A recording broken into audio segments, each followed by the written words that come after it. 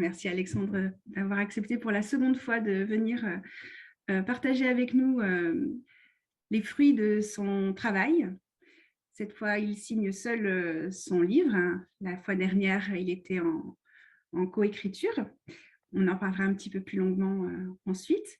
Mais je vais d'abord passer la parole à Daniel, qui va nous présenter Adaptation radicale, qui vous accueille ce soir. À toi, Daniel. Bonsoir à tous. Donc, moi, je vous présente Adaptation radicale vite fait. Je crois que j'ai 5 minutes pour ça. Adaptation radicale, c'est un groupe qui s'est constitué en France à la suite d'un article d'un chercheur anglais qui s'appelle Jem Bendell, qui a publié en 2018 un article dont l'essentiel du titre s'appelle Deep Adaptation, donc adaptation profonde ou radicale. Et ça s'appelait, le sous-titre a été une carte et un cadre, un contexte pour naviguer la tragédie climatique, je crois, si je me rappelle bien. Donc, c'était un article qui parlait de la probabilité assez élevée d'effondrements sociétaux et de la nécessité urgente de se mettre à y réfléchir, à les envisager et à savoir, à décider qu'est-ce qu'on veut faire en préparation de ça. Donc, s'adapter, pour moi, l'adaptation radicale, ce qu'il y a dans radical par rapport à plein d'autres choses, et on parle pas mal d'adaptation récemment, c'est qu'on ne s'adapte pas de façon radicale au changement climatique, par exemple, on s'adapte, on va chercher à s'adapter à des effondrements au pluriel, assez probables sans être certains, et aucun n'est certain individuellement, mais des effondrements qui vont provoquer des ruptures, des déclins, des choses comme ça. Donc moi, je suis super content d'avoir Alexandre ce soir avec nous parce que quand j'ai lu le premier bouquin que vous avez écrit ensemble, je me suis dit, c'est eux qui parlent le plus d'adaptation radicale, quoi. J'avais jamais trouvé ça, donc comme ça venait de chercheurs, je trouvais que c'était vraiment intéressant. Et le renoncement est un des piliers ou des axes de réflexion essentiels dans l'adaptation radicale parce que dans le premier article et par la suite dans des formulations subséquentes, l'adaptation radicale, c'est-à-dire le mouvement de gens qui sont plus ou moins spontanément venus se greffer, se rejoindre, se rassembler pour discuter en disant l'article m'a transformé ma vie, bouleversé, interloqué, n'importe quoi. Ils ont créé des forums. C'est maintenant un mouvement qui est complètement indépendant de Jem Bendell, il faut bien le dire. Lui, il a continué sa route. Mais il y a des dizaines de milliers de personnes, je pense, on peut dire, hein, dans le monde, qui discutent de ça, se réunissent, font des visios, avec un gros noyau en Angleterre, parce que c'est là qu'était le chercheur, et University of Cumbria. Il vient de là-bas, il est toujours chercheur là-bas en développement durable et stratégie de leadership du développement durable. Dans l'article, un des noyaux assez importants et qui est resté pour nous et qui est dans toutes nos communications, c'est les 4 R. Donc, ces 4 questions qui commencent avec un mot qui commence par R et qui définissent un peu l'attitude qu'on imagine fructueuse et intéressante à avoir de manière collective pour commencer à envisager qu'est-ce qu'on peut faire par rapport à cette probabilité d'effondrement et de rupture de continuité, on va dire. Donc, le premier R, c'est résilience. Et la question, c'est qu'est-ce que nous valorisons le plus, que nous voulons garder et comment. Et c'est super intéressant parce que c'est vraiment à quoi on tient, en fait, mais en tant que société. Et le deuxième R, en réponse immédiate au premier, c'est renoncement. Et là où c'est formulé un peu différemment, et c'est intéressant d'avoir Alexandre pour ça, c'est le renoncement pour l'adaptation radicale, c'est que pourrions-nous lâcher pour ne pas empirer les choses. Alors, je crois que ça va moins loin quelque part que les communs négatifs, etc. Enfin, on va en discuter. Il n'y a pas cette notion d'héritage négatif, je crois, pas tout à fait en tout cas, mais c'est un peu dedans. Le troisième R, c'est restauration ou régénération. Que pourrions-nous ramener pour nous aider à traverser ces périodes difficiles ou cette période difficile? Ramener dans le sens réhabiliter des anciennes pratiques, des anciennes façons de faire, ramener les chars à bœufs ou les chevaux ou n'importe quoi de ce genre-là, pas forcément aussi caricatural. Et il y a un quatrième R qui s'est rajouté après l'écriture de l'article qui vient par l'expérience des premiers praticiens, on va dire, qui est la réconciliation. Et la question est avec quoi et avec qui allons-nous faire la paix en nous éveillant à notre mortalité mutuelle? Donc ces 4 R peuvent constituer le socle vraiment de l'adaptation radicale, c'est-à-dire les questions qu'on imagine pouvoir se poser en société, c'est-à-dire un collectif, une assemblée citoyenne, une mairie, un quartier, une réunion des habitants du quartier, n'importe quoi, pour dégrossir et commencer à trier sur ce qu'on veut. Je vous lis quand même la raison d'être de l'adaptation radicale. Donc l'adaptation radicale en France, on a commencé, je crois que Julien Lecaille et d'autres ont commencé en 2019. Moi, je les ai rejoints en 2020. On était 7, je crois, 7 ou 8, à se réunir comme ça en visio pendant les confinements, les premiers confinements du Covid. Et depuis, on a continué à poursuivre ça, à inviter des gens, à discuter sur la réflexion, à créer des groupes locaux, à essayer de réunir des gens, à voir quelles actions on pouvait avoir, quels accueils on pouvait avoir. On a donc une raison d'être qui est reconnaître et accueillir les émotions de chacun, accompagner la prise de conscience et l'acceptation des processus d'effondrement. Ensuite, prendre soin des communautés humaines et des écosystèmes avec inclusion, soutien et entraide. Et en troisième point, agir, expérimenter et apprendre ensemble pour soutenir l'adaptation, en tissant des liens avec les autres initiatives pour construire un futur désirable et pérenne. Il y a quand même cette notion importante, c'est que pour moi, en tout cas, et pas mal d'entre nous, je crois, l'adaptation radicale ne cherche pas à éviter les effondrements. C'est là que c'est radical. C'est-à-dire qu'il y a quelque chose qui est du domaine de l'acceptation, qu'en fait, il y a une partie de ces effondrements qui ne vont pas être évitables et qui, du coup, il faut se mettre en action en sachant ça. Je ne sais pas si j'oublie des choses, je sais que j'ai 5 minutes et que je dois déjà les avoir écoulées. On a donc un groupe sur Mattermost, un forum Mattermost hébergé par nous-mêmes avec des outils open source, gratuits, confidentiels, respectueux de la personne, etc., qui est notre cœur vivant, un site web, des représentations sur Facebook, sur LinkedIn. Vous aurez tous les liens qui sont en train d'être copiés d'ailleurs pendant que je parle sur le chat. Il faut que tout le monde ait le chat ouvert. Enfin, c'est très recommandé d'avoir le chat ouvert parce qu'il va y avoir quand même pas mal d'informations qui vont passer par là. Nadège, est-ce que c'est le moment de partager les couvertures des livres d'Alexandre? Eh bien, écoute, je trouve que le temps est venu, effectivement, et on va très, très doucement glisser vers la présentation de notre invité dont tu as commencé à parler. Alexandre Monin, bonsoir. On n'a pas de son. Bonsoir, bonsoir, bonsoir. Oui. Eh bien, écoute, ravie de te recevoir ce soir. On a un très bon souvenir de ton dernier passage et vous pourrez toutes et tous peut-être revoir la rencontre si vous le souhaitez. Si tu veux bien et si tu es OK, je te laisse te présenter. Avec plaisir, merci beaucoup pour l'invitation et l'organisation de cette rencontre et le soin apporté à l'organisation de cette rencontre. Alors oui, pour me présenter, donc moi je suis Alexandre Monin, je suis philosophe, mais dans des lieux, j'ai exercé dans des lieux assez étranges, on va dire, pour un philosophe. J'ai travaillé grosso modo une quinzaine d'années sur des questions liées au numérique. Moi, j'ai fait ma thèse sur l'architecture et la philosophie du web à Paris 1 Panthéon-Sorbonne. Donc, c'était assez étrange de faire une thèse sur l'architecture et la philosophie du web.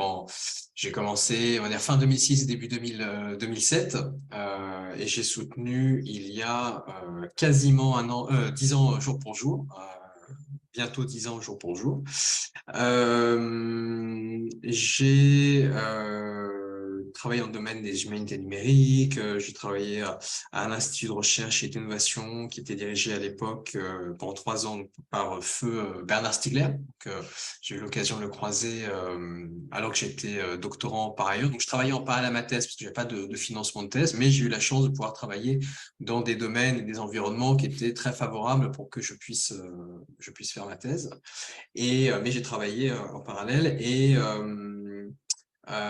j'ai soutenu donc en 2013, je suis allé un petit peu en Allemagne, à l'université Bauhaus pendant quelques mois, et ensuite de 2014 à 2017, entre autres choses, mais je suis devenu chercheur chez INRIA. Donc INRIA, c'est le grand centre de recherche en informatique en France. Donc je blague souvent en disant que j'ai été le premier, peut-être le dernier philosophe embauché par INRIA parce que quand je me suis retrouvé là-bas, j'étais déjà bien au fait des travaux de Bruno Latour à l'époque. J'ai eu l'occasion de le croiser justement en Allemagne, puis j'avais mobilisé ses travaux pendant ma thèse. Donc j'étais un peu familier aussi des questions liées à l'Anthropocène, etc., etc. Et puis quand j'étais embauché, donc 2014, 2015, c'est la COP21, il se passe beaucoup de choses sur l'Anthropocène en France à ce moment-là. Il y a eu la publication du livre de Fressoz et Bonneuil, l'événement Anthropocène en 2013, je crois. Il y a eu le livre de Pablo Servigne, ça doit être 2014, quelque chose comme ça. Il y avait la COP, donc il y avait toute une effervescence autour de ça. Je commence à me dire qu'il faudrait que peut-être je ne sois pas moi-même dans le business as usual de ma recherche, donc plutôt que de travailler uniquement sur l'architecture du web, qui est une thématique qui m'intéresse beaucoup, et moi j'étais dans une équipe à l'époque d'ingénierie des connaissances, pardon. Je me dis qu'il faut peut-être que je me pose la question en fait plus radicale de l'avenir du web, de l'avenir des technologies numériques, et c'est par cet angle-là en fait que je rentre dans les questions environnementales, en disant que le monde de demain ne sera peut-être pas numérique. Il y avait une conférence d'un chercheur d'INRIA très connu, mais son nom m'échappe présentement, mais ça me reviendra, en 2008 ou 2009, je crois, Gérard Berry, qui s'intitulait Pourquoi et comment le monde devient numérique, ou comment et pourquoi, mais voilà, à chaque fois je me trompe, mais c'est l'un ou l'autre. Et grosso modo, c'était cette idée, de toute manière, le monde allait être numérique demain. Donc, c'était pas question d'effondrement, d'anthropocène, de changement climatique, etc. C'était un monde numérique, c'était le monde de la smart city, c'était le monde de tout ce qu'on veut. Et moi, ça m'interrogeait, et donc j'ai d'abord commencé à réfléchir dans un institut d'informatique, peut-être à la non-viabilité du numérique. Et donc, bon, ça m'a mis dans une position un petit peu particulière. Et j'ai démissionné de cette institution en 2017. Mais de toute manière, on n'allait pas rester mariés ensemble. Et j'ai été recruté à l'ESC Clermont, donc à l'école de management de Clermont, où travaille toujours Diego Landivar, que je connaissais, et avec qui on avait notamment en 2015 déjà poser une contribution intellectuelle sur ces questions. Donc, ça date d'il y a presque il y a 8 ans, hein, première contribution intellectuelle là-dessus. Et il dirige un laboratoire de recherche indépendant qui s'appelle Regens Media. Il travaille depuis maintenant un peu plus d'une dizaine d'années sur les questions liées à l'Anthropocène. Il m'a proposé de venir, j'ai accepté, j'ai posé ma candidature et j'ai été recruté comme professeur. À l'époque, c'était sur un poste très éloigné, mais comme j'avais la casquette numérique, je pouvais y prétendre. Donc, c'était marketing digital. Et puis, très rapidement, c'est devenu, je suis maintenant professeur en redirection écologique et design. Et nous avons fondé avec un troisième collègue, donc Emmanuel Bonnet, avec qui nous avons écrit Héritage et fermeture, publié donc en mai 2021, sous-titré Une écologie du démantèlement, avec Emmanuel Bonnet et Diego. Donc, on a monté une formation à partir de 2018-2019, qui est le Master of Science Stratégie et Design pour l'Anthropocène, et qui est une formation à la redirection écologique. Et donc, on apprend à des étudiantes et à des étudiants à proprement fermer, rediriger un certain nombre d'organisations, d'entreprises, d'institutions, d'activités.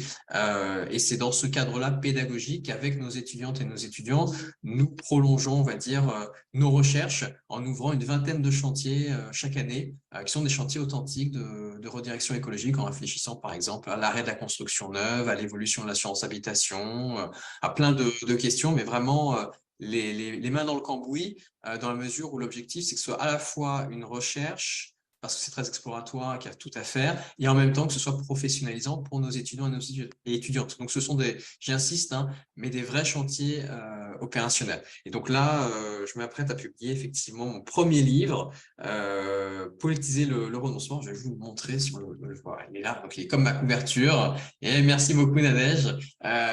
Et donc, c'est effectivement, j'avais déjà publié des livres collectivement avant, soit en les éditant, soit en les co-écrivant. Et là, c'est mon premier livre tout seul. Donc, voilà, on verra comment ça se passe.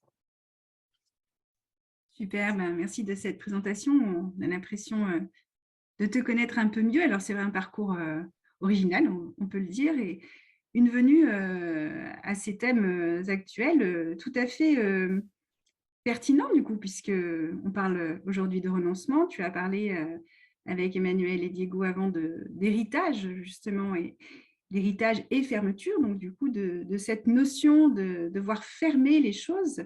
Du coup, on va rentrer dans le vif du sujet, si tu veux bien. Cette première partie qu'on a appelée le renoncement pour qui et par qui.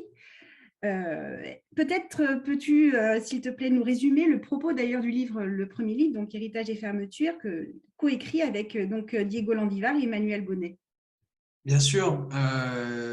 Héritage et fermeture, c'était une sorte de dialogue aussi avec Bruno Latour à distance, où on essayait en fait dans la réflexion sur les questions écologiques en France de faire deux choses, c'est-à-dire d'importer la question de la fermeture en disant il faut aujourd'hui qu'on pose cette question de la fermeture, du démantèlement, mais qu'on la pose bien, c'est-à-dire qu'on pose cet horizon de la fermeture et du démantèlement comme un horizon légitime. Et pour le poser comme un horizon légitime, il faut le poser sur le fond d'un héritage global, ce dont on hérite, et c'est-à-dire des choses qu'on n'a pas forcément choisies. On n'a pas forcément choisi le capitalisme, on n'a pas forcément choisi les énergies fossiles, on n'a pas forcément choisi un certain nombre de choses, mais elles sont là. Nous en héritons. Il ne suffit pas de les critiquer pour les faire disparaître. Ce sont deux choses différentes. Et donc, comment est-ce qu'on fait pour aller au-delà de la critique? Ça ne veut pas dire qu'il ne faut pas ne pas critiquer, ne plus critiquer. Ça, c'était un thème chez Bruno Latour qui a été beaucoup reproché. Et il avait dit en anglais critique has run out of steam. Donc, la critique a perdu de sa vitalité. C'est pas exactement le propos ici. Le propos, c'est-à-dire que la critique n'est pas suffisante. Il y a tout, par exemple, une industrie de critique du capitalisme, ce qui n'a pas fondamentalement bouleversé le capitalisme. Il y a même une industrie capitalistique de critique du capitalisme. Hein. On publie énormément de livres autour de ça, ce qui peut être très bien par ailleurs, mais il ne faut pas non plus s'illusionner sur ce qu'on fait. Et ce qu'on voulait, je pense, c'était dire, voilà, il faut déjà prendre acte du fait qu'on ne vit pas forcément dans un monde qu'on a choisi, mais qu'en même temps, c'est ce monde-là auquel nous sommes collectivement attachés de diverses façons, attachés pas uniquement psychologiquement, mais attachés dans une dimension beaucoup plus constitutive. Et donc, qu'est-ce qu'on fait de ces attachements? Qu'est-ce qu'on fait de cet héritage? Comme dit souvent Diego, on ne prend pas une centrale nucléaire comme on prend la Bastille, donc ce n'est pas forcément le même horizon qu'on peut opposer à tout ça. Et je pense qu'il y avait un enjeu, je ne sais pas s'il a été suffisamment perçu d'ailleurs, mais de remettre en avant cette question de l'héritage, notamment de la technosphère, et de remettre en avant le fait de dire, bah voilà, si on hérite de cette technosphère qui nous pèse, qui en même temps qu'on ne peut pas maintenir telle quelle, qu'est-ce qui se passe? Quels sont les savoirs qu'on a besoin de mobiliser? C'est quoi cet horizon de la fermeture? Comment est-ce qu'on en fait un horizon partagé? Comment est-ce que ça décale les choses par rapport à la critique classique et par rapport à une perspective révolutionnaire, hein, typiquement? Parce que faire la révolution, en général, c'est tirer un trait sur le passé. Or, si on pose la question de l'héritage, c'est aussi pour dire que tirer un trait pur et simple et tout recommencer, c'est pas possible. Je crois qu'il y a un livre de Baptiste Morisot qui sort demain le même jour que le mien, et de ce que j'ai vu sur Télérama, il dit qu'il faut tout recommencer. Alors, c'est sûr qu'on n'est pas aligné, mais l'idée, c'est justement qu'on ne peut pas tout recommencer comme ça d'un claquement de doigts, qu'on est obligé de porter une partie du poids de cet héritage, y compris si on porte avec soi des perspectives de démantèlement. C'est démanteler cet héritage. Et donc, comment est-ce qui nous tient? Quand on parle d'attachement, quand je parle d'attachement, au sens du sociologue Antoine Aignon, qui a beaucoup travaillé sur les attachements, c'est ce à quoi on tient, ce qui nous tient, ce par quoi on est tenu. Donc, on est aussi tenu par des choses que par ailleurs on peut rejeter, que par ailleurs on peut critiquer, mais il ne faut pas négliger cette dimension. Et que nous-mêmes aujourd'hui, oui, on vit dans un monde qui a été tramé par le capitalisme. Il ne suffit pas de dire on coupe les liens avec le capitalisme et on va s'en sortir. Ben non, ces liens, ils sont infrastructurels, ils sont profonds avec le capitalisme ou avec d'autres réalités. Hein. Choisissez le isme que vous voulez. Mais voilà, ces liens, ils existent, il faut les reconnaître et il faut les poser pour pouvoir ensuite éventuellement les démontrer. Donc voilà, le propos du livre, c'était ça. Moi, je l'ai abordé un peu sous l'angle de ce que j'appelle les communs négatifs, c'est-à-dire des réalités problématiques dont nous héritons, qu'on ne peut pas forcément maintenir, et se pose la question de savoir comment est-ce qu'on se les réapproprie collectivement. Je ne vais pas forcément développer là maintenant cette notion de commun négatif, mais disons que pour moi, c'est une notion importante qui dit quelque chose de cet héritage que l'on porte et qui dit en même temps qu'il faut lui donner une autre trajectoire et qu'il y a un enjeu à politiser un certain nombre de réalités au titre justement de communs négatifs qu'il ne faut pas simplement maintenir tel quel, qu'il ne faut pas simplement prolonger, mais qu'on ne peut pas non plus, d'un claquement de doigts, faire disparaître ou même peut-être détruire parce que nous en sommes dépendants. Par exemple, ça n'a pas de sens de dire on va détruire une centrale nucléaire, on va détruire… Il y a des choses qu'on ne détruit pas, ou le fait de les détruire, ça crée simplement plus de déchets. C'est pour ça d'ailleurs que j'ai un rapport un peu compliqué à la question du sabotage, mais on aura peut-être l'occasion d'en parler. Je te remercie. Effectivement, donc tu nous as dressé le portrait de la réflexion d'héritage et fermeture que vraiment je conseille à tout le monde parce que cette lecture est vivifiante et très intéressante et elle est en fait la base en fait de ton livre actuellement, c'est la déclinaison et peut-être justement une sorte de mode opératoire que tu nous livres. Dans Politiser le renoncement, donc tu évoques et ça, je trouve que c'est essentiel, des jugements de viabilité. Est-ce que tu peux nous exposer ce que ça signifie et donc nous parler de la prudence avec laquelle on doit prendre ces jugements et comment est-ce qu'on prend en compte, et donc tu as commencé à parler des attachements, comment on prend en compte ces attachements pour émettre ces jugements? Tout à fait. La démarche générale, excusez-moi, j'ai pas dit, mais je suis un peu malade, donc si je toussaude de temps à autre, vous me pardonnerez. Le sens global, la démarche que j'essaie de porter dans Poétiser le renoncement, c'est en fait de prendre au sérieux le programme qui a été posé dans Héritage et fermeture. Et une fois qu'on a pris au sérieux cette question de la fermeture, moi j'entends renoncement et fermeture un peu de la même manière, hein, je ne fais pas vraiment de distinguo entre les deux. Qu'est-ce qui s'ensuit? Qu'est-ce que ça veut dire que de vraiment prendre au sérieux cette question et comment est-ce qu'on pose, et je trouvais que c'était aussi de ma responsabilité que de le faire, les conséquences en fait de cette prise au sérieux. Donc l'idée pour moi, c'est de poser un cadre où le renoncement à la fermeture ne devient pas, par exemple, une espèce d'élan viriliste en disant voilà, là on est dans une écologie du démantèlement, vous allez voir ce que vous allez voir, le démantèlement en termes de radicalité, ils vous en mettent plein la vue. Alors c'est très radical pour certains, c'est peut-être pas assez radical pour d'autres, c'est pas vraiment mon problème parce que je sais que je ne serai jamais aussi radical qu'un nazi et c'est très bien. Donc c'est pas l'échelle que je recherche, la radicalité. Hein, c'est très clairement aller au fond des choses, à la racine des choses, oui, mais la radicalité comme une espèce de quantum où il faut toujours être plus radical que les autres. Moi, au contraire, mon objectif, c'est que mon discours ne soit pas radical. C'est que mon discours devienne un discours parfaitement mainstream.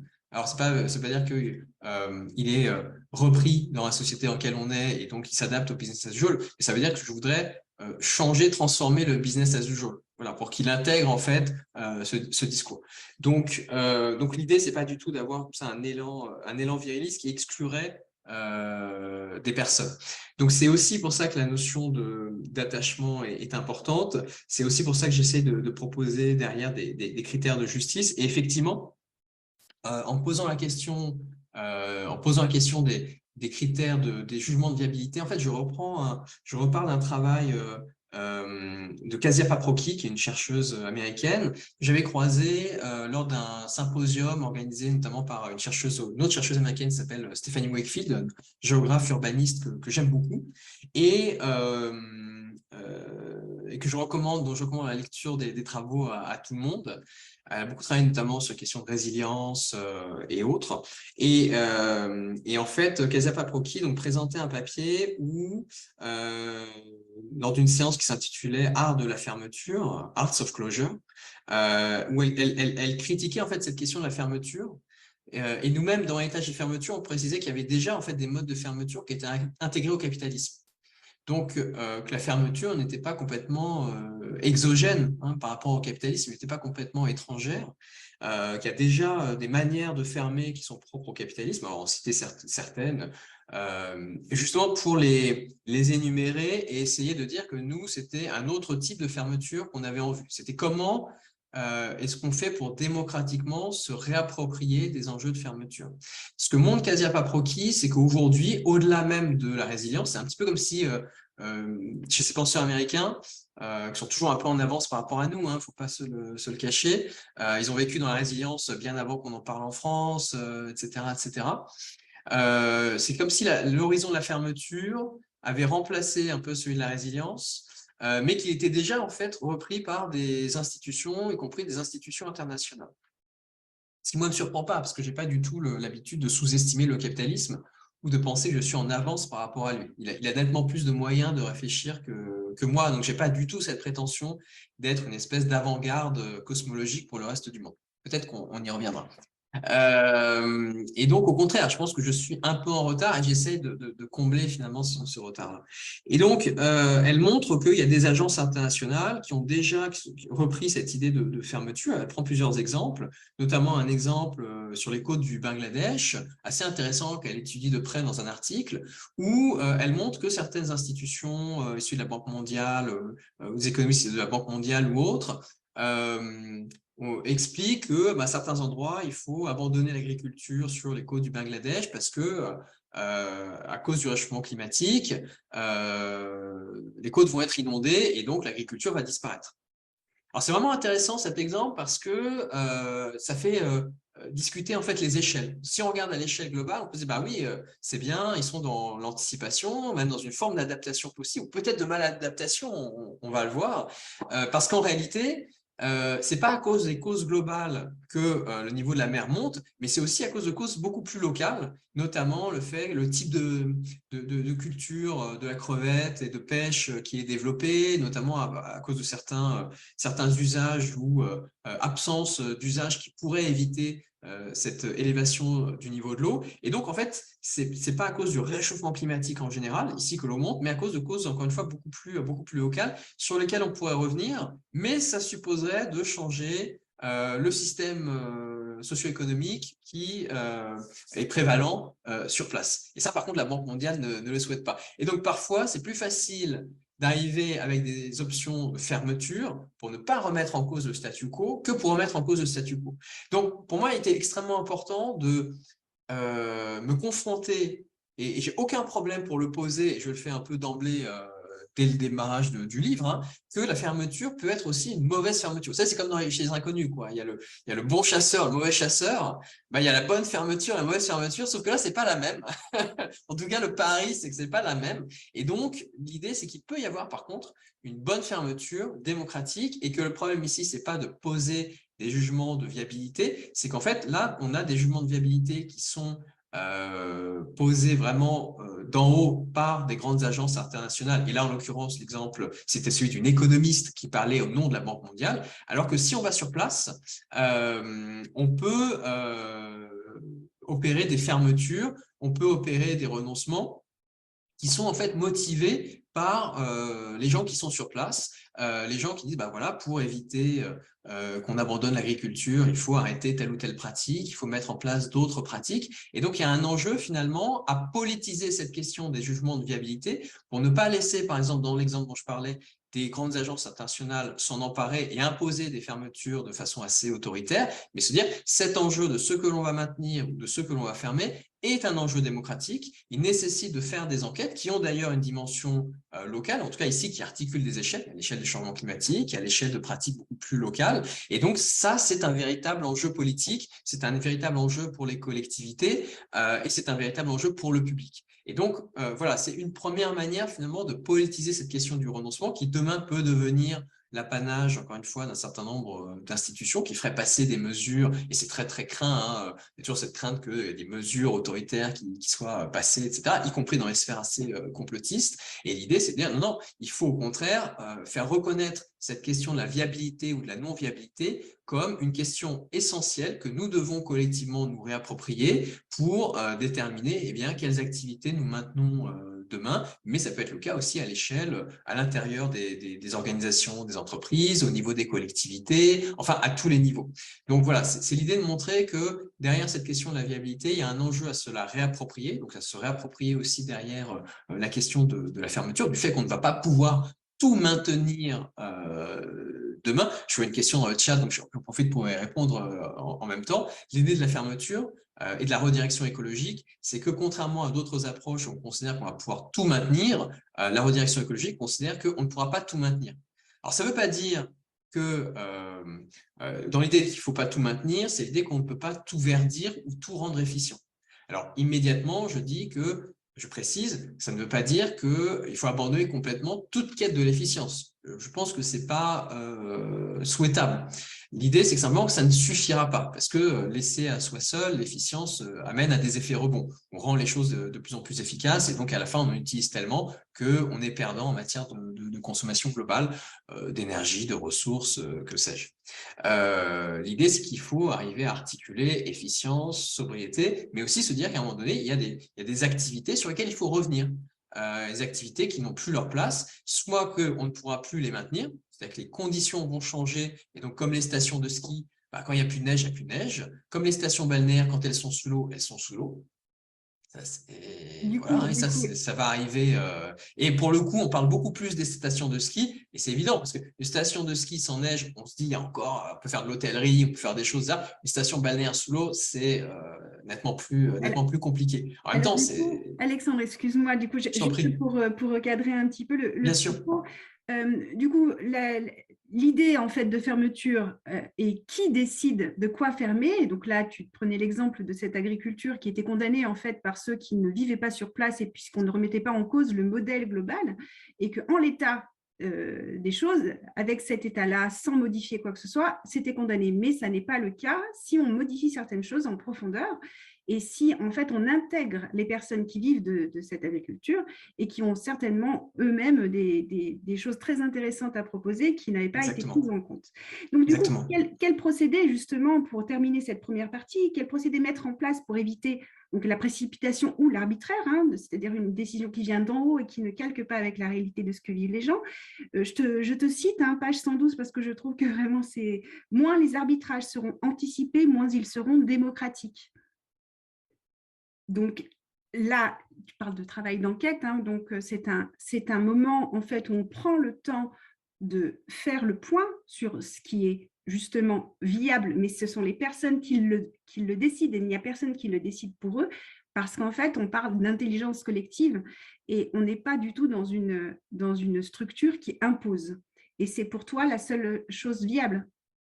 Oui, tout à fait. C'est un peu la différence entre l'approche que je défends et d'autres approches par les besoins. Il y a des approches par les besoins, par exemple, liées à une planification écologique.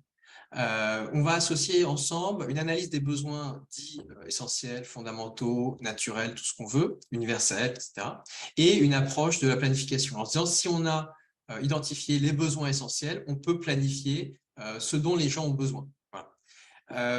Sauf que ce dont on a besoin, c'est très variable selon les milieux. Tous les gens n'ont pas les mêmes besoins et qu'il n'y a pas qu'une question de besoin, il y a une question aussi d'attachement auquel on peut réagir. On est des créatures pas seulement de besoins, mais en fait très largement aussi d'attachement. Et quand je dis attachement ici, je n'ai pas en tête simplement des attachements affectifs ou autres, mais c'est des attachements mémoriels, des attachements de toute nature. Et donc, ces attachements-là, on ne peut pas... exclure les personnes qui sont porteuses de ces attachements d'une enquête sur les attachements en question. On ne peut pas faire la comptabilité, comme dit Antoine Aignan, de leurs attachements sans ces personnes-là. Les gens sont les expertes et les experts de leurs propres attachements. Et donc, quand on pose la question de la fermeture, on ne peut pas le faire sans aller voir justement la nature des attachements, sans aller enquêter ou co-enquêter sur la nature de ces attachements. Et c'est en allant enquêter sur la nature de ces attachements qu'on va pouvoir voir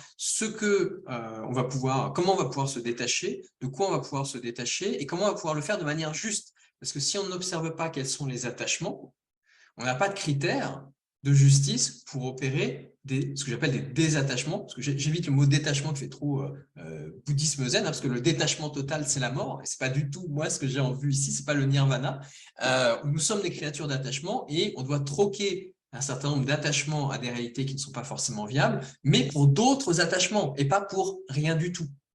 Et c'est un petit peu ce qu'on oublie souvent si on ne propose aux gens qu'une perspective de désattachement. Et puis, voilà, ça n'est pas possible, ça n'est pas vivable. Je prends souvent une image, hein, celle de la marionnette. Si on coupe les fils d'une marionnette, elle s'effondre. Les gens, c'est pareil. Si on fait que couper les attachements, les gens s'effondrent et on a besoin de leur permettre de se réattacher à autre chose, se réattacher, par exemple, de façon basique, à des modes de subsistance qui soient viables. Donc, c'est là où il y a une différence très grande, effectivement, entre une approche de planification qui peut être plus ou moins démocratique ou plus ou moins autoritaire. On peut très bien avoir une planification autoritaire à partir des besoins où on n'interroge plus les gens puisqu'on a couvert leurs besoins, donc c'est bon, il n'y a pas besoin. Alors qu'une approche par les attachements, effectivement, est une approche co-construite dans l'enquête avec les personnes qui sont les personnes impliquées, et aussi parce que parfois, et l'exemple effectivement sur lequel on a commencé des jugements de viabilité au Bangladesh, si on ne va pas voir comment ça se passe sur le terrain, quelle est vraiment la réalité, on ne comprend rien en fait. À un moment donné, il faut aussi se faire que ça exclut d'autres échelles, hein, c'est pas une forme de localisme, parce que ça j'y insiste beaucoup, c'est pas tout le sens de ma pensée, mais par contre il faut quand même aller voir sur le terrain quelles sont les réalités, parce que souvent ce sont des réalités extrêmement intriquées, avec plein d'attachements, peut-être même parfois contradictoires, et on est obligé d'aller regarder avec les personnes impliquées l'intrication de ces attachements pour pouvoir se donner les moyens ensuite d'opérer des renoncements, des fermetures justes. Très bien. Effectivement, tu parles de cartographier les attachements, donc avec une étude minutieuse et soignée de ces attachements. Et du coup, la partie 2 que j'ai appelée le renoncement à un outil de justice avec un point d'interrogation, tu as commencé à y répondre. Est-ce que tu veux bien, s'il te plaît, qu'on revienne sur le contexte dans lequel nous parlons de renoncement? Pourquoi est-ce qu'on en parle aujourd'hui? On parle de limites planétaires atteintes, on parle d'habitabilité de la planète qui est questionnée, des inégalités sociales et climatiques criantes. Est-ce que tu veux bien notamment, je sais que ce n'est pas forcément ce que tu fais habituellement, mais pour celles et ceux qui nous écoutent, recadrer renoncement n'est pas égal donc à une crise, à une récession, à une décroissance, ni même à un rationnement. Est-ce que tu pourrais nous situer le terme de renoncement, s'il te plaît?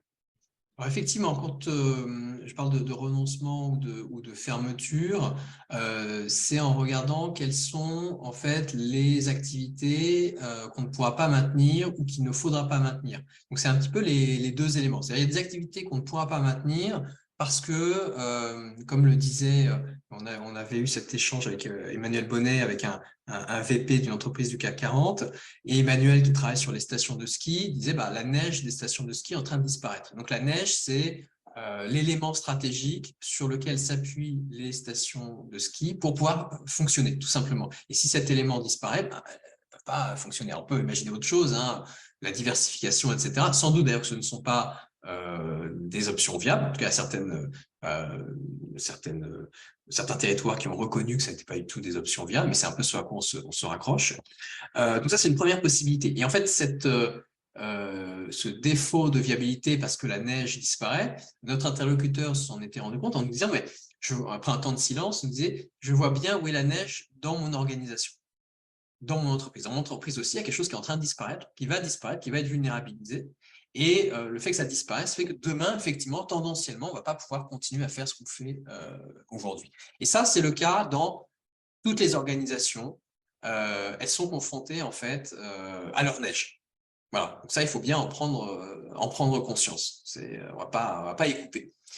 Mais encore une fois, il vaut mieux que ce soit la neige que de leur dire où est votre eau.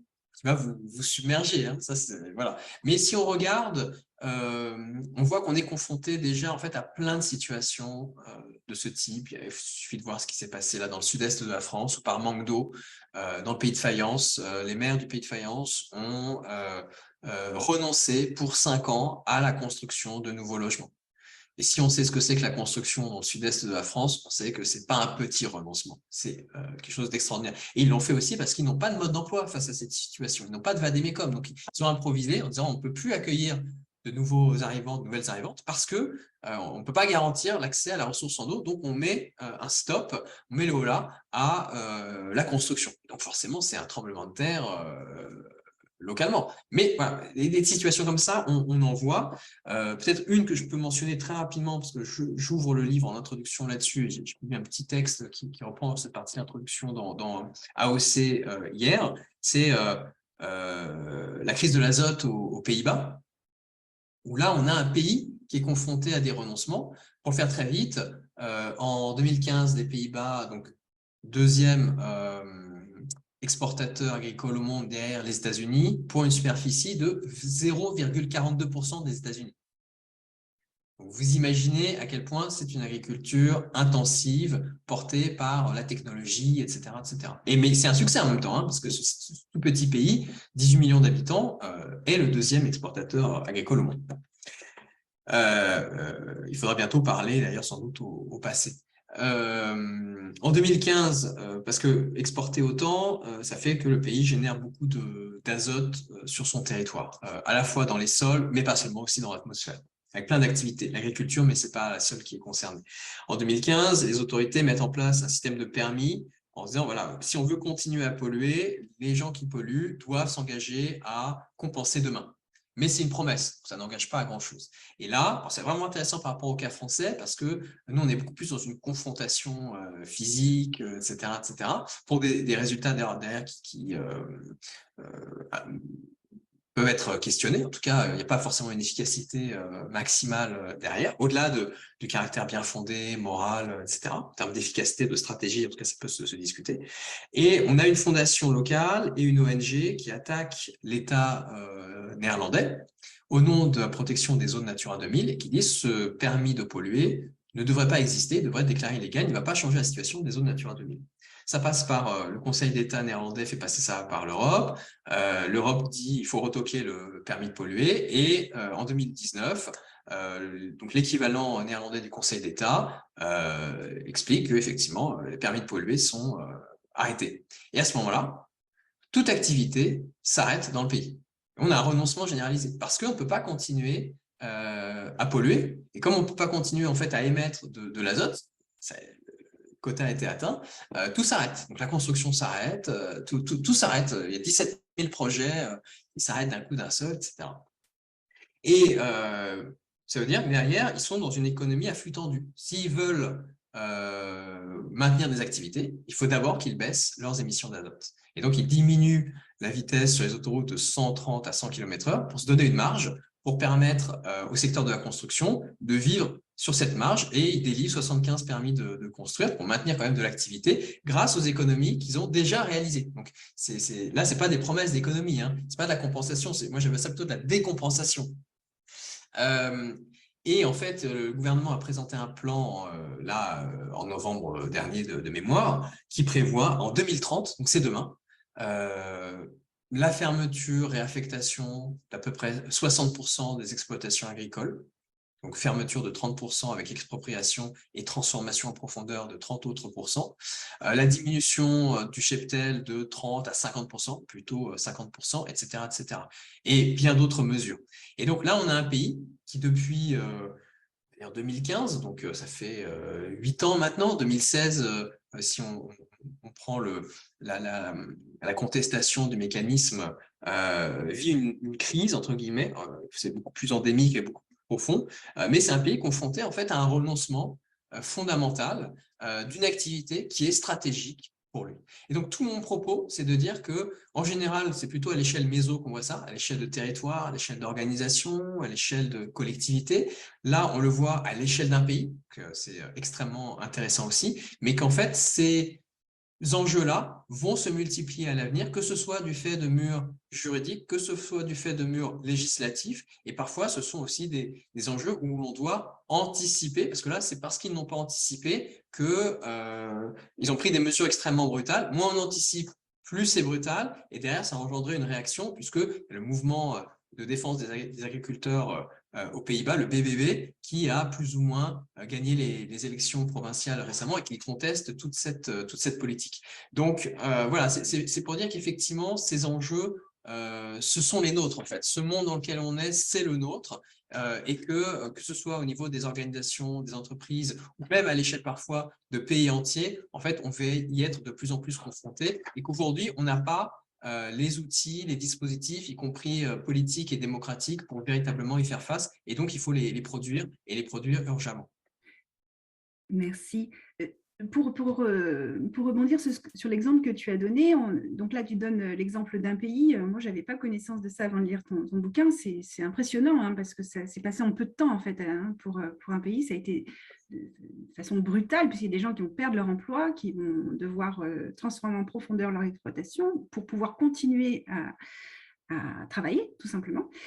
Donc ça, c'est vraiment un renoncement brutal parce qu'ils n'avaient pas pris en compte, ils n'avaient pas justement fait l'enquête de cette augmentation de l'azote, la pollution était tellement importante qu'ils ont dû renoncer plutôt que diminuer et qu'atténuer, puisque l'atténuation a été refusée et a été retoquée par ce que tu disais, le Conseil d'État, ce qui ressemble au Conseil d'État. Parce que le statu quo aujourd'hui, si on ne renonce pas, à qui bénéficie-t-il qui paye ça? Parce que nous sommes vraiment dans un lieu très privilégié dans le monde, hein, parce que tout le monde ne vit pas en France ou dans des pays qui sont riches et avec toutes les formes de richesse que nous possédons. Donc, j'aimerais quand même qu'on fasse une petite photo de à qui profite le statu quo, s'il te plaît. Oui, tout à fait. Alors, c'est un point qui est extrêmement important. Je peux illustrer à travers un exemple, si tu veux bien, qui est l'exemple de la voiture électrique, qui me semble particulièrement intéressant pour illustrer ce point-là du statu quo. Moi, j'essaie dans le travail que j'ai fait dans l'étage des fermetures et là, dans Poétiser le renoncement, je n'ai pas prétention à poser une voie qui est celle de l'ensemble des pays, et notamment à dire aux pays du Sud global, ce qu'il faudrait faire. J'ai plutôt prétention à dire, quand on est au Nord, quelle position aujourd'hui on peut avoir. Il me semble effectivement qu'investir cette question de la viabilité de nos activités, du renoncement, de la fermeture, est une voie très importante, et peut-être une voie plus importante d'ailleurs que pas mal de voix qu'on a entendues ces dernières années. On nous dit, c'est en allant voir les cosmologies d'autres populations autochtones, peuples du Sud, etc., qu'on va trouver une voie au Nord. Ce qui, moi, me semble assez gênant, et en se disant, en fait, la solution, elle existe au Sud, leur cosmologie et tout ira bien. Puis quand on voit comment ça se passe chez eux, en fait, ça ne se passe pas si bien que ça, et c'est comme si on leur mettait un poids supplémentaire sur les épaules. C'est-à-dire, vous avez les solutions, apprenez-nous vos solutions, etc., etc. Alors qu'en fait, comme la révolution industrielle s'est passée chez nous, il y a peut-être un enjeu à ce qu'on soit les premiers à détricoter cet héritage-là. C'est peut-être ça notre responsabilité historique, plutôt que d'aller piquer les cosmologies des autres et d'en faire n'importe quoi, sans être polémique du tout. Donc, l'exemple effectivement de la voiture me semble particulièrement important. Je vais repartir d'un tweet de Jason Nickel, qui est un théoricien de la décroissance. Alors effectivement, je n'ai pas répondu forcément à la question tout à l'heure, mais par rapport à la décroissance, c'est plutôt en général des plans économiques à grande échelle. Moi, j'interviens plutôt dans mon travail au quotidien sur des situations plutôt à l'échelle méso. Donc, ce n'est pas forcément le cas des Pays-Bas, c'est plutôt quand des collectivités, quand des entreprises, quand des territoires sont confrontés à des murs, en fait. Hein, et justement, se disent, ce qu'on faisait avant, on ne pourra pas continuer à le faire, ou il ne faudrait pas continuer à le faire. Et là, on n'a plus de mode d'emploi, on ne sait pas ce qui se passe, et tout est à inventer. Parce que ça, c'est un point important aussi. Ce n'est pas que les gens refusent de basculer vers un mode d'emploi, c'est qu'ils connaissent aussi essentiellement le statu quo. Hein, ce n'est pas que l'idée que ce sont des gens qui sont conditionnés par le capitalisme et qui veulent ça. Mais au-delà même de ce conditionnement qui peut exister par ailleurs, ils n'ont pas forcément de plan B immédiatement à disposition, tant l'ampleur des changements est importante. Donc, dans l'exemple de Jason Nikkei, il avait tweeté il y a quelques temps, il a fait un premier tweet en disant on est en train de faire de sacrifier le Sud. Je crois qu'il disait quelque chose comme immoler les pays du Sud pour qu'on puisse continuer au Nord à conduire en SUV. Et alors, il y a des gens qui lui sont un peu tombés dessus en disant mais ça veut dire quoi? Que tu es contre la décarbonation? Alors, on peut considérer que ça ne va pas assez loin, la décarbonation, mais ce n'est pas parce que ça ne va pas assez loin que ce n'est pas nécessaire.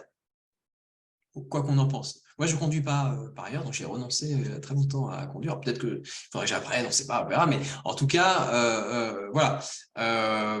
Et dans le deuxième tweet, il disait non, je défends au quotidien la décarbonation, mais c'est simplement que il ne faut pas rester dans le statu quo.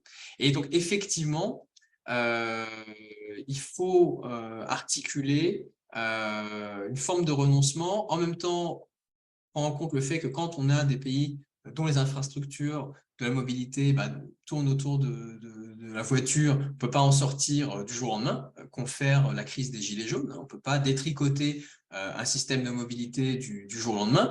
Même Ivan Illich, qui était très critique vis-à-vis de la voiture et de sa contre-productivité, à la fin de sa vie, il a publié un livre d'interview où il disait « À l'époque, j'avais sous-estimé la profondeur des attachements, pas uniquement au sens mental, etc., des gens vis-à-vis des systèmes dans lesquels ils sont. » Donc, c'est bien ça l'enjeu. Donc, comment est-ce qu'on arrive à détricoter ces systèmes-là? Et donc, il y a un enjeu à se dire, est-ce qu'on maintient le statu quo et simplement on l'électrifie? Et donc là, effectivement, on électrifie des SUV et l'extractivisme explose. Ou alors, on se dit, il faut trouver la juste mesure entre, oui, le fait qu'il y a des gens qui sont dépendants de ça et que cette électrification, malgré tout, elle est importante et que ça veut dire aussi aller sans doute vers un parc automobile restreint, un développement des mobilités douces, des mobilités partagées, des services publics, etc., etc.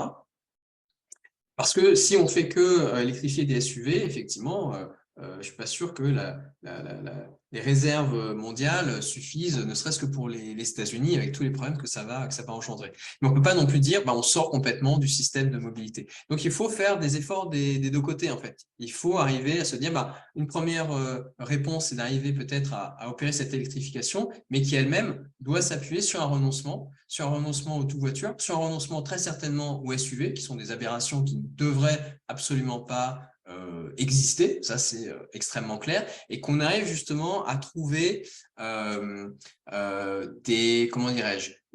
justice nord-sud où il y a pour moi une zone de frottement. Dans le livre, je dis que c'est une zone de frottement qui tient au fait que d'un côté, on peut dire que la voiture c'est un commun négatif, il faudrait s'en passer. Mais en même temps, il faut aussi factoriser l'attachement qui existe à ce commun négatif qu'est la voiture et au système de mobilité qui tourne autour. Et donc, on ne peut pas simplement tirer un trait dessus et on doit à la fois trouver un équilibre entre les deux, même s'il y a du frottement, se dire que oui, électrifier le statu quo, c'est absolument insuffisant, mais qu'en même temps, se dire qu'on sort d'un coup d'un seul de ce mode de mobilité-là, ça n'est pas une réponse qui est non plus adaptée. Donc, comment est-ce qu'on arrive à penser les deux ensemble? Pour moi, c'est la zone de friction d'un grand nombre d'enjeux de justice, notamment nord-sud aujourd'hui, et c'est pour ça que cet exemple me semble particulièrement intéressant, et c'est pour ça que Hickel lui-même était mal, c'est-à-dire qu'il voulait critiquer le statu quo, en même temps il se retrouvait éventuellement à critiquer l'électrification et la décarbonation, ce qu'il ne voulait pas faire non plus, et on voit bien qu'il essayait de trouver une voie médiane qu'il n'arrivait pas à trouver, il n'arrivait pas à articuler, donc il a articulé en deux tweets différents, et moi cette voie médiane, c'est celle que j'identifie en disant voilà, il y a les communs négatifs, il faut leur donner une autre trajectoire, dans certains cas y renoncer, et tendanciellement, il faudra renoncer ou diminuer notre dépendance à la voiture, mais en même temps, on ne peut pas en sortir d'un coup d'un seul, il y a cet attachement à ces communs négatifs qu'il faut aussi factoriser, et donc là, il y a une zone de friction, et je ne dis pas que c'est facile, je ne dis pas que ça va toujours bien se passer, mais c'est là où, précisément, on peut aussi faire émerger des critères de justice.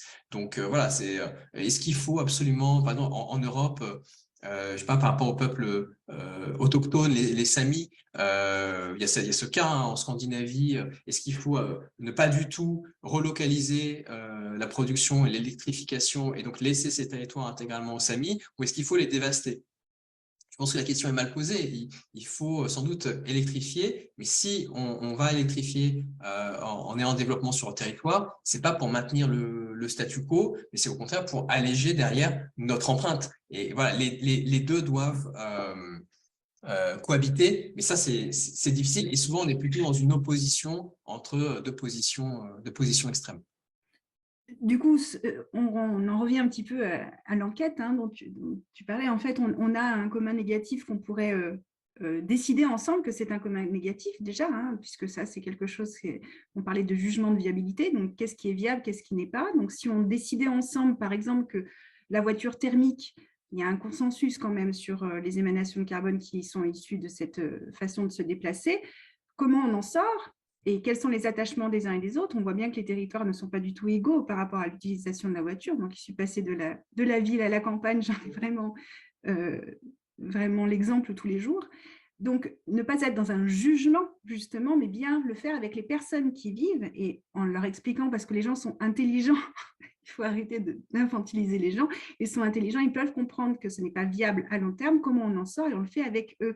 Quelque part, du coup, l'enjeu démocratique, il est encore prégnant et il est essentiel. Du coup, si tu veux bien, on pourrait réfléchir maintenant justement aux conséquences et à l'impact de ce renoncement. Peut-être commencer par ce que tu as commencé à évoquer d'ailleurs. Est-ce qu'on est prêt à cette redirection écologique que tu appelles de tes voeux? On pourrait éventuellement parler de la déconsidération des résultats négatifs qui m'a vraiment marquée. Je n'avais pas du tout notion de ce positivisme. Alors, je ne sais pas si le mot est juste, si tu veux bien nous en parler. Et puis, peut-être enchaîner sur les défauts et le manque de savoir et de techniques que nous avons à notre disposition aujourd'hui. Alors tout à fait, ça rejoint un petit peu ce que je disais tout à l'heure, à savoir que lorsqu'on souhaite renoncer à certaines activités, à certains modèles, on n'a pas forcément le mode d'emploi pour le faire, parce que évidemment on est pris dans ces activités, on est pris dans ces modèles, mais que les alternatives, même si on voulait, n'existent pas clé en main. Quand à Métabier, ils ont décidé que le ski n'était pas l'avenir de la station, ils n'avaient pas de plan B alternatif clé en main. Ils ont ouvert un chantier pour réfléchir à ce qu'il faudrait faire demain, mais ils n'ont pas dit, alors on va aller chercher une alternative qui est déjà disponible. Donc, effectivement, moi, ce que j'indique dans le livre, c'est qu'il y a un défaut en matière de savoir concernant justement les questions de fermeture.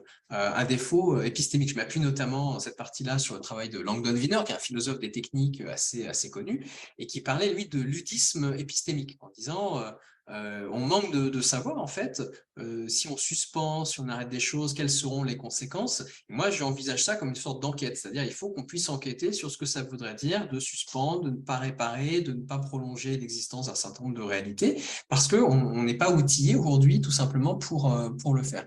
Et il y a un exemple, effectivement, qui me semble assez intéressant pour le comprendre, c'est que parfois, il faut proposer, produire de nouveaux savoirs, de nouvelles institutions, et des choses qui semblaient impossibles deviennent possibles. L'exemple que je prends concernant la science, c'est l'exemple des résultats négatifs. En fait, c'est comme s'il y avait un continent en matière de recherche qui était un continent laissé de côté. On publie, comme tu l'as dit, que des résultats positifs. D'ailleurs, quand on a des résultats négatifs dans sa thèse, dans son travail, c'est pas de chance, et puis on les laisse de côté, on n'en fait rien. Alors qu'il y a des résultats négatifs qui sont tout à fait intéressants, qui permettent de fermer un certain nombre de pistes de recherche. On dit en fait, cette piste n'était pas viable, ça n'était pas une bonne idée, ça nous évite de perdre du temps à l'avenir. Mais ça n'est pas considéré. Et un jour, je crois que c'était dans les années 80 de mémoire, ou 70, pardon, un médecin britannique a dit il faudrait, comme ça sur le mode un peu de la boutade, mais une boutade sérieuse, il faudrait peut-être créer un journal des résultats négatifs. Il y a des gens qui l'ont pris au mot quelques années plus tard et qui ont effectivement créé un journal des résultats négatifs et qui a permis dans certains secteurs de publier des résultats négatifs qui ne trouvaient pas leur place jusqu'ici. Alors, il y a certains journaux qui, depuis, n'existent plus. Parfois, il y a d'autres publications qui sont créées. Parfois, c'est dans des publications mainstream qu'on a fait de la place pour les résultats négatifs. Ça ne veut pas dire aujourd'hui que le problème est résolu et que les résultats négatifs occupent la même place que les résultats positifs. Mais ça veut dire que créer une première institution, et un journal, c'est une institution qui rend possible de le faire, ça change les choses du tout au tout. ce qui était impossible devient possible. Donc après, l'enjeu, c'est de passer à une échelle supplémentaire, mais déjà, ça rend les choses possibles. Une partie du travail qu'on fait, c'est justement de montrer que des chantiers de renoncement qui étaient jugés impossibles sont en réalité possibles, ce qu'on fait avec nos étudiants et nos étudiantes.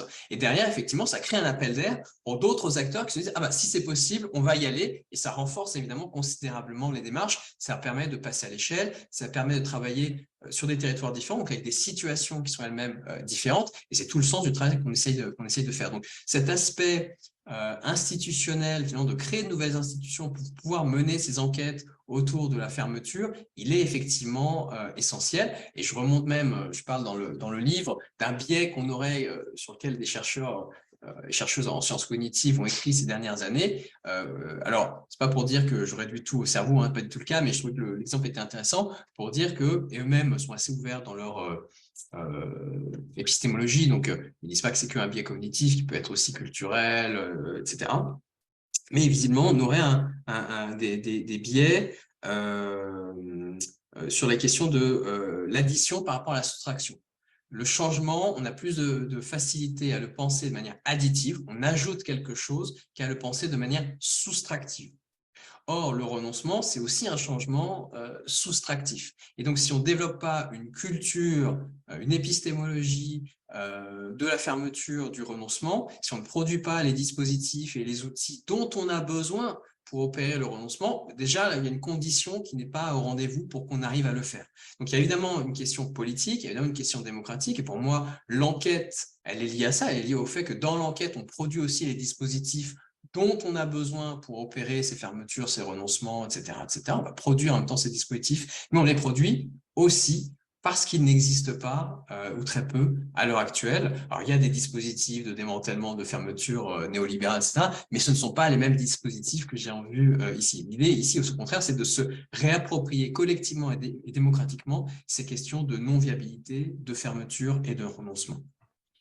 Et du coup, ça me fait penser à une partie de ton livre qui est pour moi très, très importante et qui me touche personnellement, c'est cette notion de validisme, c'est-à-dire que ce monde-là, ce renoncement en fait, qui est fait par des personnes qui sont malades ou qui ont des incapacités permanentes, elles doivent, elles, renoncer en permanence à beaucoup de choses et rien n'est prévu. C'est-à-dire que les institutions et tout est fait pour les femmes et les hommes valides. Et du coup, cette écologie et cette réflexion sur comment on pourrait faire de ce monde un monde inclusif est tout à inventer parce qu'aujourd'hui, la personne qui est différente doit s'en excuser au quotidien. Oui, absolument. Et pour moi, c'est un enjeu absolument fondamental que l'écologie et que le renoncement, que la fermeture, pour ce qui me concerne plus directement, n'ajoute pas des difficultés aux personnes qui sont déjà confrontées aux difficultés que tu mentionnes, qui font déjà face à ce validisme généralisé. Et il y a une tendance, hein, je pense, du côté de l'écologie, à pas forcément faire la jonction évidemment avec les enjeux de validisme, mais à dire au contraire, bon, bah, il faut renoncer à ça et à ça, il faut arrêter avec les technologies, il faut arrêter avec ceci. Alors il y a par exemple, je sais, il y a un collectif qui s'est créé par exemple contre le distanciel dans l'enseignement supérieur et la recherche, pour dire que le distanciel, c'est très problématique, etc. Et c'est intéressant parce qu'ils ont écrit un collectif récemment, qui est un collectif qui très sensible aux enjeux d'autodéfense sanitaire. Et le distanciel peut aider des gens qui sont vulnérabilisés à suivre quand même des enseignements, à continuer à travailler sans forcément avoir à se déplacer, sans forcément avoir à s'exposer justement à un contact qui, pour ces personnes-là, peut être létal, hein, potentiellement. Et donc, ces gens-là disaient, on a envie de critiquer le distanciel sans forcément tomber dans une critique validiste, finalement, du distanciel. Et donc, c'est intéressant de voir qu'on peut avoir des angles critiques, mais qui portent aussi leurs angles morts. Et moi, comme je défends une écologie de la fermeture et du renoncement, eh bien, je ne veux pas que cette écologie de la fermeture et du renoncement, elle soit validiste. Et donc, ça me semble extrêmement important de poser au centre le fait que non, on ne se dit pas il faut renoncer finalement renoncer aux personnes en situation de handicap, par exemple, hein, parce que c'est ça, dans certaines pensées de l'écologie en sous-main, on a l'idée que finalement, on a des gens qui sont moins naturels, plus artificielles, plus liées à la technologie, plus liées à des systèmes qui sont des systèmes qu'il ne faut pas maintenir, la médecine moderne chez Illich, la technique avec un grand T, enfin, etc. Pour moi, c'est vraiment des conneries. Pardon, hein, je le dis très franchement, ça c'est des positions que je ne supporte plus. Je préfère le poser d'emblée. Vraiment, je ne supporte plus ce validisme généralisé qu'on a dans énormément de positions de l'écologie. Et au contraire, il faut effectivement poser une position accueillante pour une diversité de corps, pour une diversité de situations, pour une diversité de vulnérabilité, et d'autant plus que les gens ne sont pas vulnérables en soi. Ils et elles sont aussi vulnérables dans un système qui est validiste, et c'est aussi ce système-là qui vulnérabilise. Donc ça ne sert à rien de renvoyer les gens à leur vulnérabilité, alors qu'en fait, elle découle aussi en partie du système dans lequel ces personnes-là sont prises. Et c'est pour ça qu'il y a un livre qui est sorti il n'y a pas très longtemps sur ces questions de Charlotte Puiseux, de Chair et de Fer, hein, où elle dit très clairement que en fait, au lieu d'être les bons soldats du système, on peut voir aussi les personnes en situation de handicap comme étant porteuses d'une dimension révolutionnaire parce qu'elles remettent en cause justement le statu quo. Et donc, de même que la fermeture, le démantèlement, c'est une remise en cause du statu quo, mais qui n'est pas une remise en cause viriliste et voilà, bah, de même, cette remise en cause du statu quo, elle peut se faire main dans la main avec les personnes qui sont en lutte contre ce système validiste. Et à mon avis, il y a une sorte de test, le test de Bechdel, hein, où on dit est-ce que dans une œuvre, est-ce qu'il y a des femmes qui sont en situation d'être des vrais personnages et ça. Il faudrait presque faire une sorte de test de Bechdel pour les pensées écologistes, mais pour voir si elles sont validistes ou non. Malheureusement, je crains que beaucoup de pensées ne passent pas le test en question.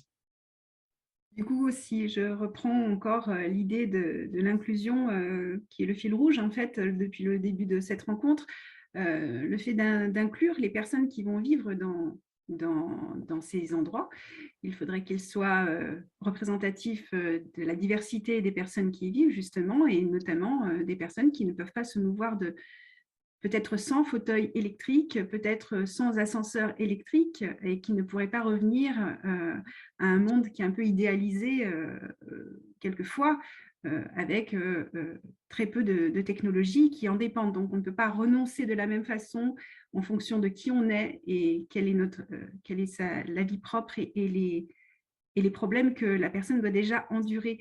Je réagis, on avait commencé à avoir cette discussion, des personnes qui sont handicapées, pas forcément physiques, hein, qui ont quelquefois un autisme ou des problèmes de concentration, qui c'est un vrai handicap hein, pour certains, ne peuvent pas continuer à avoir des activités citoyennes de la même façon. Tout est cadré en fait pour des personnes valides et qui peuvent être extrêmement réactifs, et on exclut beaucoup avec cette façon de voir les choses. Donc, ce renoncement que tu appelles de tes voeux est un renoncement qui prendra en compte notamment les capacités de chacun à renoncer ou non, sans jugement par ailleurs.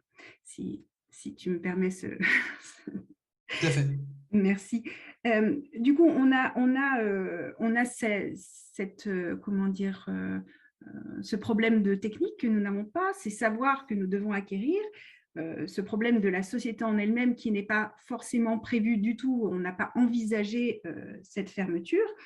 La conséquence des maladaptations, on commence à le voir, hein, les constructions qui sont faites dans des endroits où il y a eu des inondations, on a vraiment des exemples de plus en plus nombreux sous les yeux. Peut-être qu'on pourrait parler de la campagne Happy Renoncement qu'on a commencé à mettre en place la fin de l'année dernière. Je t'ai proposé les différents visuels, tu en as choisi 2. Peut-être tu veux nous en parler, pourquoi ces 2-là? Alors, oui, j'ai choisi le visuel concernant le fait de tondre la pelouse ou de couper les haies. Parce que depuis l'année dernière, je suis concerné en fait par ces renoncements-là et j'y participe pas mal. Donc, et effectivement, ça me semble à la fois important et important aussi d'arriver à maintenir à sa toute petite échelle finalement aussi des petits oasis comme ça de biodiversité. Moi, je suis pas du tout un penseur du vivant. dis dans mes livres. Pour autant, je suis quand même sensible à cette dimension, mais pas sensible à la manière dont c'est cadré en général dans ces pensées-là. Et effectivement, je trouve que le fait que ces pratiques-là se généralisent, que je sais pas, le gazon anglais ne soit plus une sorte d'idéal, tout qui est recherché, mais au contraire quelque chose qui est laissé de côté, c'est assez intéressant parce qu'on voit il y a une sorte de retournement. C'est Bruno Latour qui en parlait de manière assez rigolote en disant plus tard, quand on regardera, même aujourd'hui, en fait, quand on regarde finalement la modernisation de l'agriculture et qu'on parle de l'agriculture traditionnelle, c'est l'agriculture en fait de la modernisation. C'est l'agriculture qui est devenue traditionnelle à laquelle il faut renoncer. Et c'est pareil, le gazon anglais, c'est quelque chose de complètement hors sol, mais qui est devenu un peu traditionnel, auquel il faut renoncer, mais pour le coup en créant effectivement une autre imagerie, en montrant qu'on peut tout à fait y renoncer là pour le coup sans heurts et sans difficulté. Et pareil pour les haies, et je trouve que c'est des petits gestes, et c'est intéressant parce que c'est des petits gestes, mais qui en fait sont vraiment conseillés parce que ils ont un vrai impact en fait. Ils sont vraiment importants. Donc quand on peut identifier des petits gestes qui en plus ont un véritable impact, donc le renoncement n'est pas douloureux et que derrière ça joue vraiment, là en l'occurrence pour défendre un petit peu à sa petite échelle la biodiversité, je trouve que c'est intéressant. L'autre exemple que j'ai choisi, c'est notamment le téléphone portable. J'en ai un, donc j'ai pas les mains complètement blanches comme beaucoup de gens, même si j'en ai eu un tardivement. Et il se trouve que je suis concerné parce que j'ai une étudiante qui a écrit son mémoire autour de la question de la réparation, téléphone portable, de changement. Qu'est-ce qui provoque un changement? À un moment donné, on décide de changer de téléphone. Est-ce que parce qu'il est très abîmé, parce que on n'a plus accès à certains services? Enfin bon, c'est pas qu'une question du tout individuelle. Hein, c'est si j'ai plus accès à des services publics parce que l'application qui nécessite demande une certaine version de Android ou iOS, voilà, ça me dépasse. Donc c'est des enjeux très vite qui deviennent collectifs. Il se trouve que moi j'ai un téléphone alors, depuis plus de 6 ans. Je suis assez fier, ça fait un petit moment maintenant, et que justement je l'ai fait réparer il y a assez peu de temps pour essayer de le maintenir en vie le plus longtemps possible, ce qui n'est pas évident. Parce que question de batterie, parce que question d'écran, parce que question... Moi, je n'ai pas eu trop de soucis avec la version logicielle de ce téléphone, mais voilà, je trouve que ça ouvre plein de questionnements et que quand on va regarder assez finement justement ces éléments-là, on peut saisir beaucoup de choses.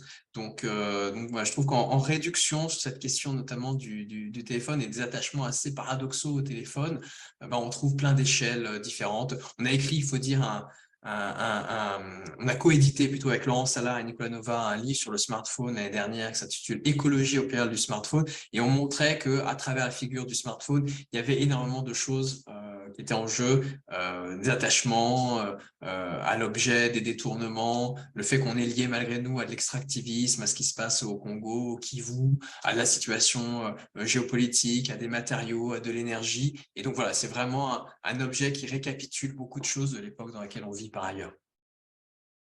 Tout à fait.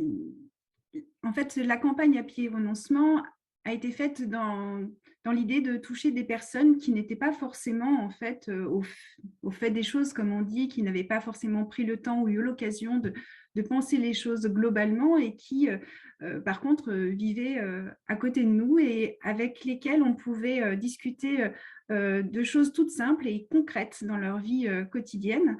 Je pense qu'il y a aussi un problème de déconnexion entre les personnes qui vivent au quotidien et certains discours qu'elles ne peuvent pas forcément appréhender ou qu'elles n'ont pas l'occasion d'appréhender, qu'elles n'y ont pas accès pour de diverses raisons.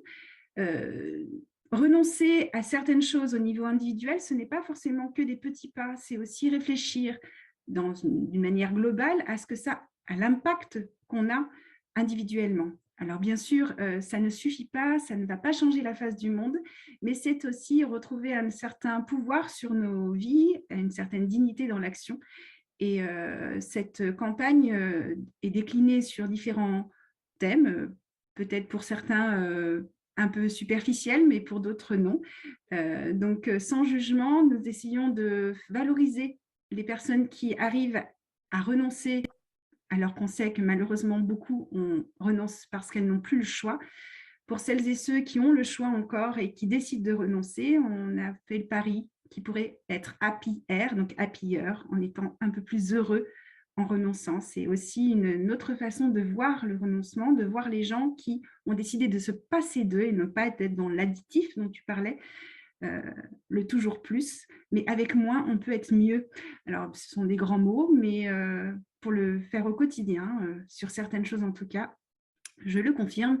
Et Isabelle a la gentillesse de mettre les liens, si vous voulez jeter un coup d'œil. Alors, des choses qui vont vous parler peut-être plus que d'autres, mais n'hésitez pas à les imprimer en essayant d'utiliser le moins d'encre possible et à les diffuser et à valoriser celles et ceux qui osent passer le pas. Ce sont des façons de voir le monde dont on a besoin en fait de faire évoluer, et ça passe peut-être pour certains par ce type de renoncement. Si je peux juste ajouter une chose là-dessus, c'est aussi pour dire que dans l'optique que moi je défends, il y a aussi cette idée que renoncer peut être positif si on renonce à des choses négatives qu'on a identifiées comme étant justement des choses qui sont problématiques. C'est pas forcément source de souffrance, de difficulté. Il peut même y avoir un enjeu politique à se dire, bah voilà, on est aussi, et ça permet de rebondir sur la question qui était posée dans le chat, on est aussi enchaîné un certain nombre de choses qui nous pèsent, et que donc transformer le statu quo, c'est aussi une manière de renoncer à ces éléments qui nous pèsent. Et effectivement, la notion d'attachement telle que mobilisée ici, telle que définie notamment Antoine Hénault, il dit souvent c'est ce à quoi on tient, ce qui nous tient. Donc c'est aussi ce par quoi on est tenu. Donc ça peut être des éléments qui sont pesants, ça peut être des attachements qui sont involontaires, ça peut être des attachements qui sont non souhaités, ça peut être des dépendances. Hein. Donc c'est pas uniquement attachement au sens je suis content d'être attaché. Ça peut être aussi des attachements qui sont malgré soi. Dans l'exemple des gilets jaunes que je prends souvent pour illustrer la chose, les gens n'étaient pas forcément ravis de prendre leur voiture 1 heure par jour, 2 heures par jour, 3 heures par jour pour aller travailler, aller déposer leurs enfants, aller faire leurs courses, etc. Il n'empêche que même un attachement qui peut être mal vécu, mais qui est quand même vital, en tout cas dans les milieux dans lesquels on est, ça pourrait ne pas être le cas demain si on transforme ces milieux, mais dans ces milieux-là, voilà, c'est parfois vital, eh bien, il peut être pesant, mais s'il est menacé, ça peut aussi engendrer une réaction extrêmement vive. Donc, ce n'est pas que des attachements qui sont bien vécus. Hein. C'est un point qui est tout à fait important. Oui, merci beaucoup. Alors, je me permets juste de faire une petite parenthèse. Nous arrivons en fin de dernière partie de cette soirée. Vous n'hésitez pas à mettre vos questions dans le chat afin qu'on puisse interroger Alexandre et discuter de vos interrogations.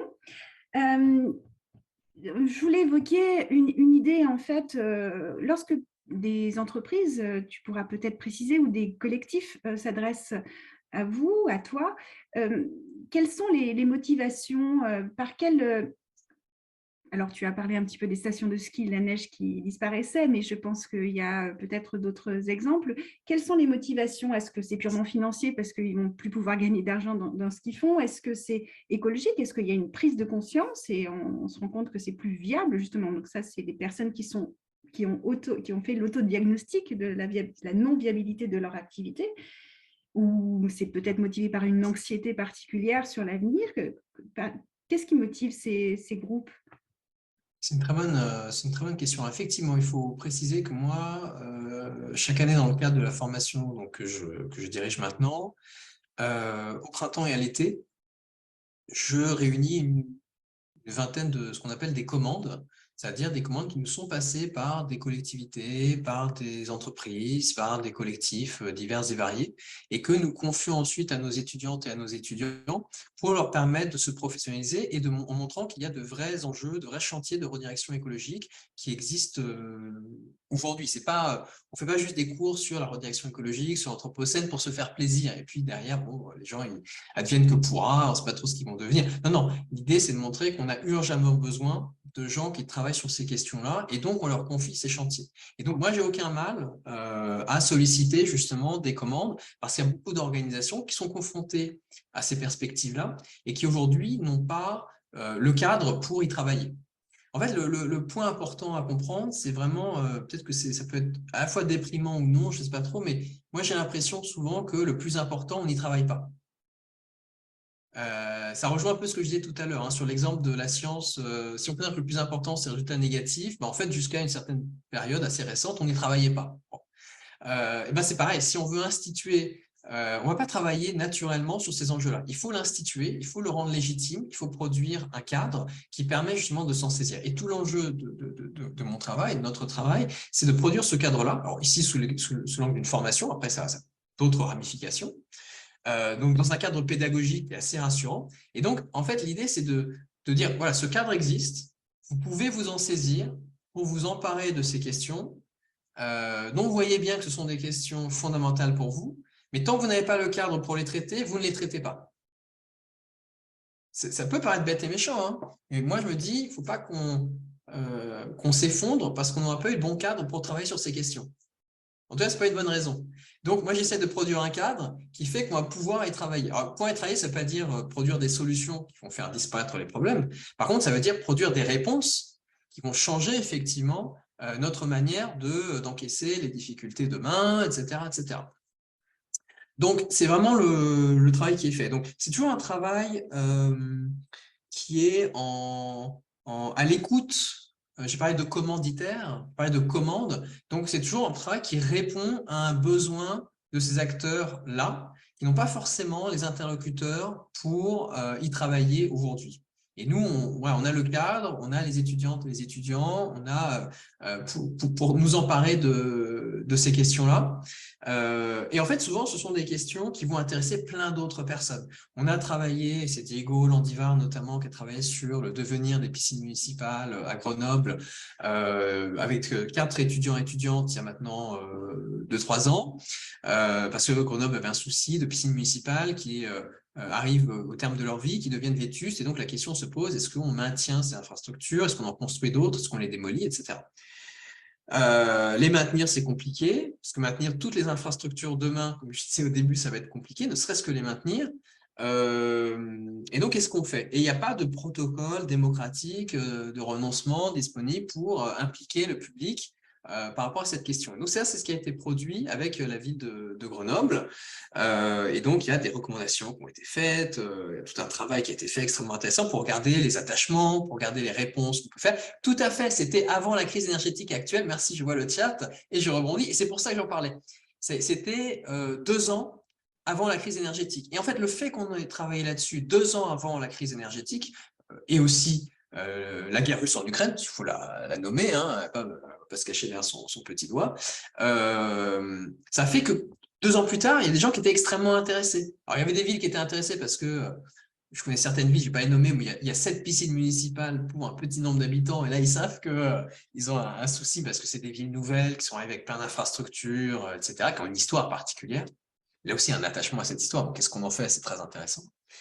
Mais là, c'était effectivement des gens qui se retrouvaient tout d'un coup à devoir faire face au surcoût de l'énergie et à se dire, mais en fait, d'un coup d'un seul, on a des infrastructures qui tombent, qui s'arrêtent. Alors, certaines se sont arrêtées parce qu'il y a des acteurs qui n'étaient pas forcément de très bonne foi, qui ont limité leurs coûts, mais d'autres qui se sont arrêtés pour de vraies raisons. Et donc, qu'est-ce qui se passe dans ces cas-là? On n'a plus d'outils démocratiques, on ne sait plus quoi faire. Et donc, pour eux, c'était extrêmement intéressant. Donc là, on est en train de travailler avec une collectivité dans l'Est de la France qui s'inspire de l'expérience qui a été menée à Grenoble, mais pour aller sur des choses qui sont encore plus opérationnelles, sans doute. Et donc, le travail qui a été fait à un endroit, on montre que c'est possible. On montre que le public, démocratiquement, peut participer à des enquêtes autour de ces questions de la viabilité des infrastructures, du renoncement, et que le mot renoncement ne fait pas peur au public si c'est bien amené.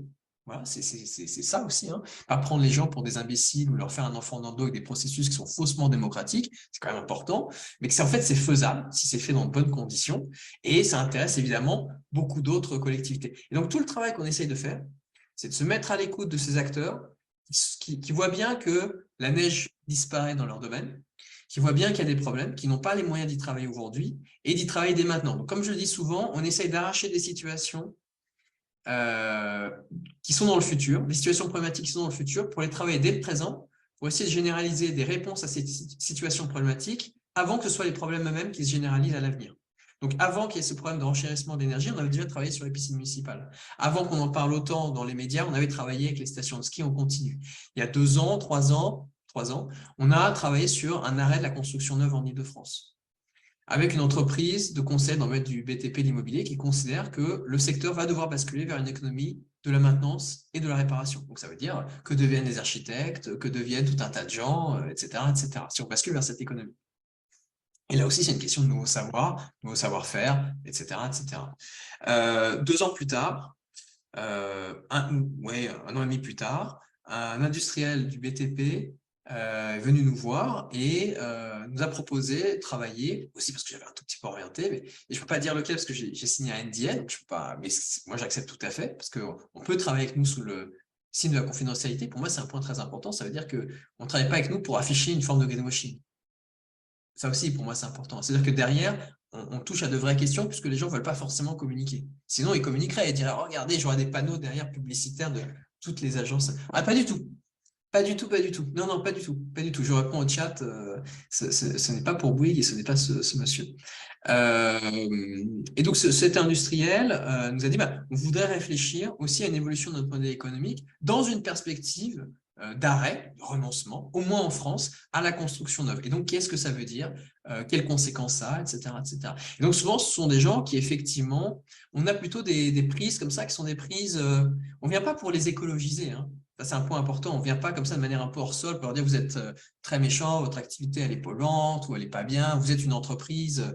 Ce que je peux comprendre, hein, qu'il y a des gens qui sont très radicaux comme ça, et le simple fait qu'il y ait des entreprises qui existent, c'est au-delà de ce qu'ils et elles peuvent supporter. Mais nous, on est dans une perspective de héritage. On voit bien que dans le monde, il y a des tas d'activités aujourd'hui qui sont assurées par des entreprises et que voilà, c'est quand même un point de départ pour l'action. Ce qui ne veut pas dire qu'on adhère au statu quo, mais il faut aussi repartir du monde réel dans lequel on est. Et il y a plein d'entreprises et de gens qui dépendent aussi vitalement de ces entreprises, hein, par ailleurs, qui se posent la question de leur viabilité. Et donc, les accompagner pour se dire comment est-ce qu'on peut démocratiser la question de la redirection de ces activités, de la redirection aussi de ces entreprises par les travailleurs et travailleuses. J'aurai peut-être l'occasion d'en reparler juste dans un instant, mais c'est un point qui m'est cher. Ça, effectivement, c'est extrêmement important. Donc, on n'écologise pas à l'extérieur. On a souvent des gens qui sont concernés par cette question de la viabilité d'un certain nombre d'activités, à qui manque un cadre pour tout simplement travailler sur ces questions. Et nous, c'est vraiment ce qu'on propose. Et on essaie de créer des continuités et des résonances entre les travaux qu'on mène. Donc, on va travailler sur le devenir de l'assurance habitation, là où tout ne sera pas assurable. Qu'est-ce qui va se passer? Est-ce qu'on va mutualiser? Comment on va faire? Pareil, le devenir de la construction neuve, ça poserait d'ailleurs d'autres questions.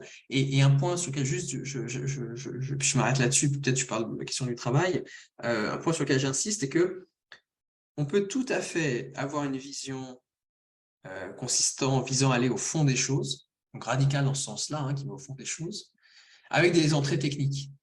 Et c'est plus facile d'avoir une entrée technique pour ouvrir derrière une perspective. Si je dis on arrête la construction neuve, c'est presque une entrée technique, ils vont me dire mais c'est pas assez radical, il faut remettre en cause le capitalisme. Mais arriver et dire il faut remettre en cause le capitalisme, bon, je ne vais pas forcément être entendu, et ça ne mange pas de pain par ailleurs. Hein. Moi-même, ça ne m'impressionne pas énormément d'entendre ce type de discours, pour être tout à fait franc. Les conseillers ne sont pas les payeurs là en l'occurrence. Par contre, avoir une prise technique consistant à dire en fait, il va falloir basculer vers une économie de la réhabilitation et de la maintenance. Si on est sérieux derrière, ça veut dire qu'il faut questionner la propriété, il faut questionner l'économie des actifs dans laquelle on est, parce que notre économie, elle ne repose pas uniquement sur l'innovation et ce genre de choses. C'est un peu, elle repose sur le fait que les actifs, et en particulier les actifs immobiliers, gagnent de la valeur d'année en année. Que, voilà, fondamentalement, notre croissance, elle repose en grande partie sur cette spéculation. Voilà. Donc, comment est-ce qu'on arrive à déjouer ça? Si on a une prise pour le faire, tout de suite, ça devient intéressant. Donc, ce n'est pas du tout éloigné de ces questions, mais simplement, il faut avoir une bonne prise technique, stratégique, pour pouvoir correctement poser ces enjeux. Et donc, peut-être sur le travail, si tu veux bien. C'est justement j'allais t'y inviter. J'enchaîne là-dessus, c'est un point qui est très important pour moi. J'ai un tout petit chapitre là-dessus, mais c'était juste histoire de poser ça. Ces dernières années, dans la pensée écologiste française, on a beaucoup entendu parler du vivant. Ça a son importance. C'est pas forcément notre optique à nous, parce que en parallèle, on n'entendait plus trop parler de questions techniques, alors que les questions techniques sont fondamentales. Et qu'il y a sans doute un plus grand risque être validiste en se préoccupant du vivant que de la technique. Ça, je laisse de côté. Il il y a quand même une perspective qui a changé ces derniers temps, c'est que la question du travail, on le voit, est fondamentale à travers le mouvement de contestation des mesures sur les retraites du gouvernement d'Elisabeth Borne, mais d'Emmanuel Macron. C'est un point important parce que le syndicalisme occupe une place sans doute beaucoup plus importante que ces dernières années. Je crois qu'il y a un mouvement aussi des gens qui se resyndicalisent, il y a un intérêt renouvelé pour ces questions-là. Et la question du travail et de l'écologie me semble fondamentale, et du croisement entre les deux. Et il me semble que l'année dernière, on était dans une phase tout à fait différente. J'en parle un tout petit peu dans le livre d'ailleurs, qui était plus celle de la désertion. C'est plus la désertion d'ailleurs des étudiants de grandes écoles, étudiantes et étudiants de grandes écoles. Donc des gens qui avaient terminé leurs études, parce que c'est plutôt une désertion post-diplôme que pré-diplôme. Je suis taquin parce que je le rappelle à chaque fois, mais voilà. Et pour le coup, le diplôme, c'est un actif dont on ne se départit pas. On ne peut pas déserter son diplôme. En fait. Il n'y a pas d'apostasie du diplôme. Donc on peut déserter son poste, mais pas son diplôme. C'est un actif qui vous colle à la peau jusqu'à la fin de votre vie. Donc c'est une désertion partielle. Ce qui n'est pas une critique, c'est juste de reposer quand même cette réalité-là. Aujourd'hui, j'ai l'impression qu'on est quand même dans une phase très différente. Cette désertion, et on peut tout à fait la comprendre, et on peut tout à fait entendre que les institutions, notamment d'enseignement supérieur et d'éducation, aient failli vis-à-vis de ces jeunes gens, et que c'est le message qu'elles nous font entendre. Et ça, je pense, c'est un message qu'il faut entendre.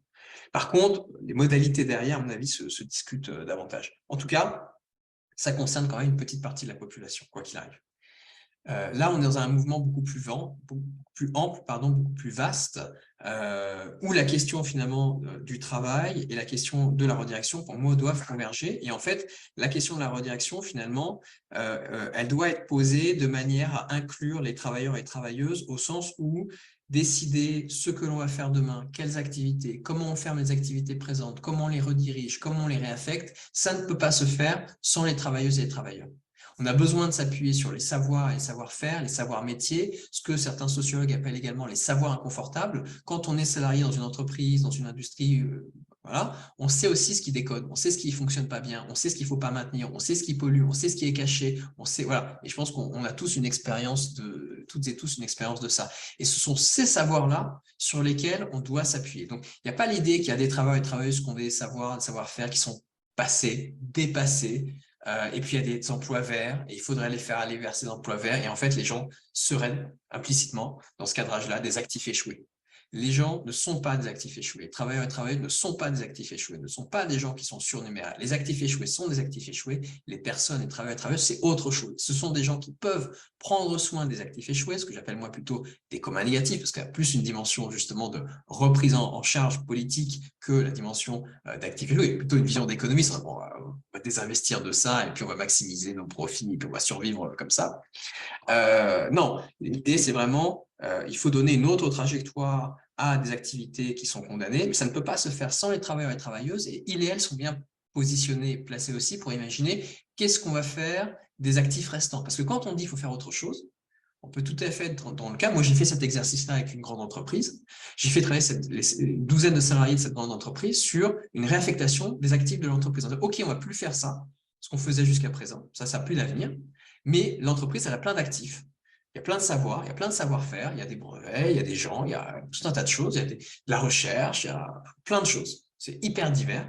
Et c'est là aussi il faut faire avec les salariés cette liste. Hein, ce n'est pas de l'extérieur. Et à partir de là, on se dit, bah, comment on peut remobiliser tout ça dans un monde de demain qui aura changé considérablement, mais qui aura quand même des besoins. Tous les besoins ne vont pas disparaître du jour au lendemain. Donc, comment on va pouvoir remobiliser ça? Vers quoi on va pouvoir réaffecter ces actifs? Et là, ça doit se faire justement avec les travailleurs et les travailleuses. Donc, j'insiste vraiment sur cette dimension parce que le cadrage actuel, c'est un cadrage qui exclut généralement les travailleurs et les travailleuses, et je pense que c'est une erreur fondamentale.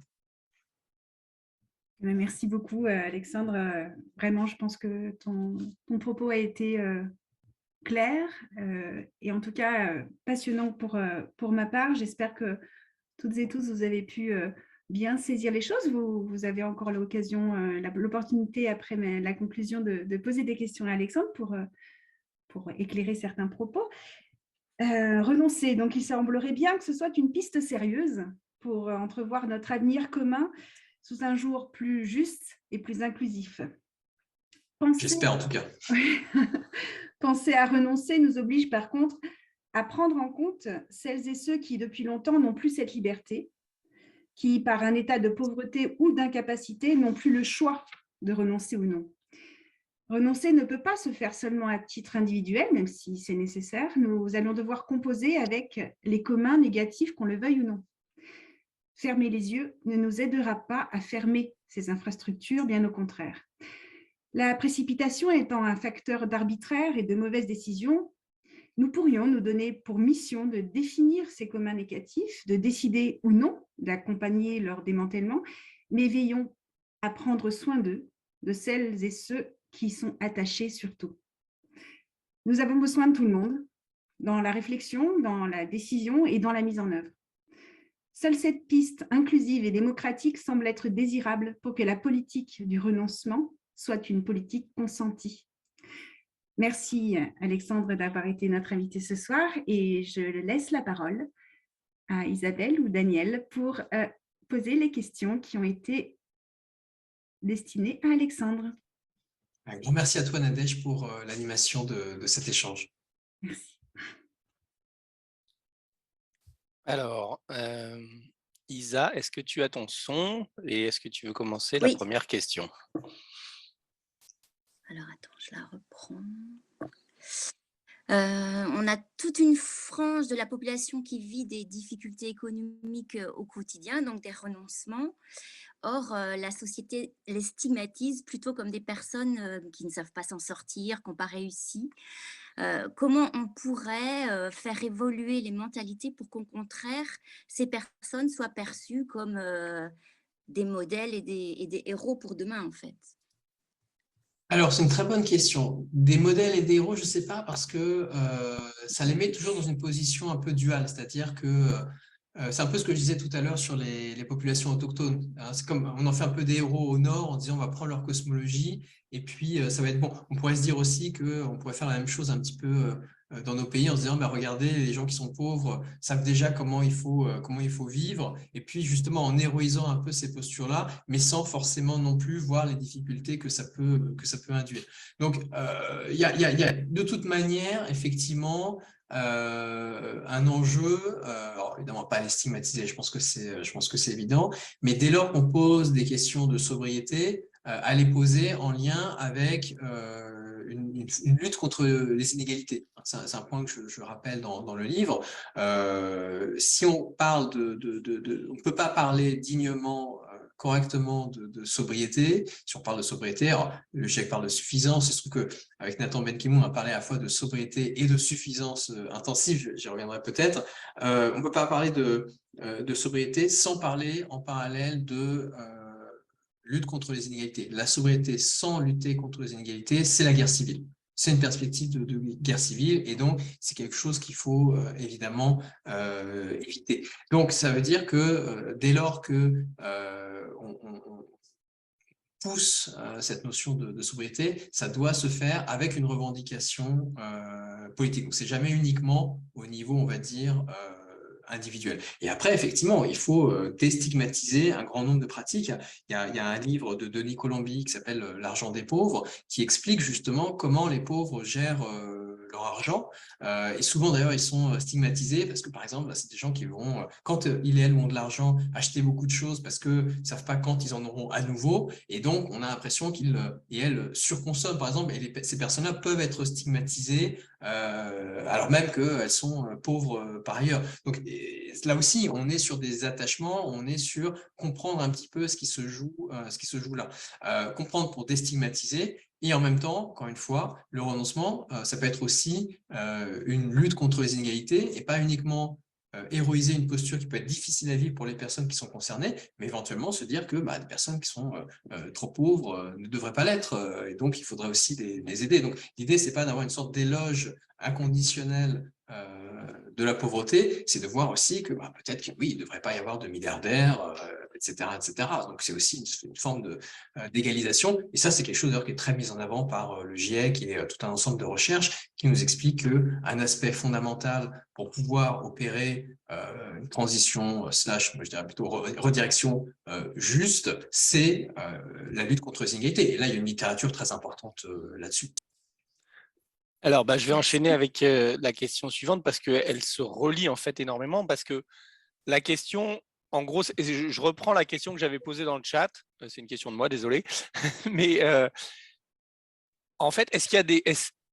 Pour moi, les inégalités sont déjà tellement présentes que je me demandais s'il y a dans vos, entre guillemets, clients, enfin, interactions, s'il y a des gens qui en sont à considérer les inégalités actuelles, par exemple entre pays du Sud et la France, comme la neige des stations de ski, quoi. C'est-à-dire c'est déjà en train de créer un problème, donc on pourrait renoncer à des choses tout de suite ou prochainement pour traiter, enfin agir face à ce problème. Parce que sinon, j'ai l'impression qu'on parle de renoncement dans une perspective des gens qui peuvent renoncer pour eux. Une boîte, une institution qui voit son futur et qui se dit, bon, il faut que je renonce à ça dans le futur.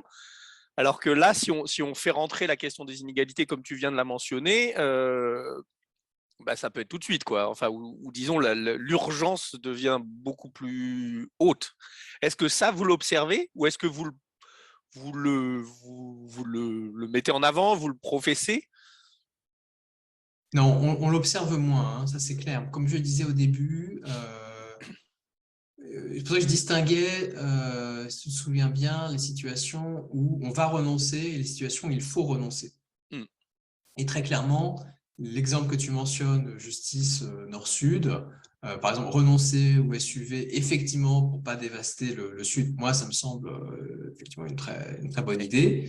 Entre autres choses, parce qu'en plus, ça, c'est un exemple très bon, parce que j'ai discuté avec un amateur de voitures l'autre fois, et il me disait que les SUV, c'était de la très mauvaise voiture pour les gens qui aiment les voitures, en plus. Donc, même quand on aime les voitures, le SUV, c'est dégoûtant. Donc, c'est vraiment intéressant, quoi. Il y a un truc ici, un lièvre à lever.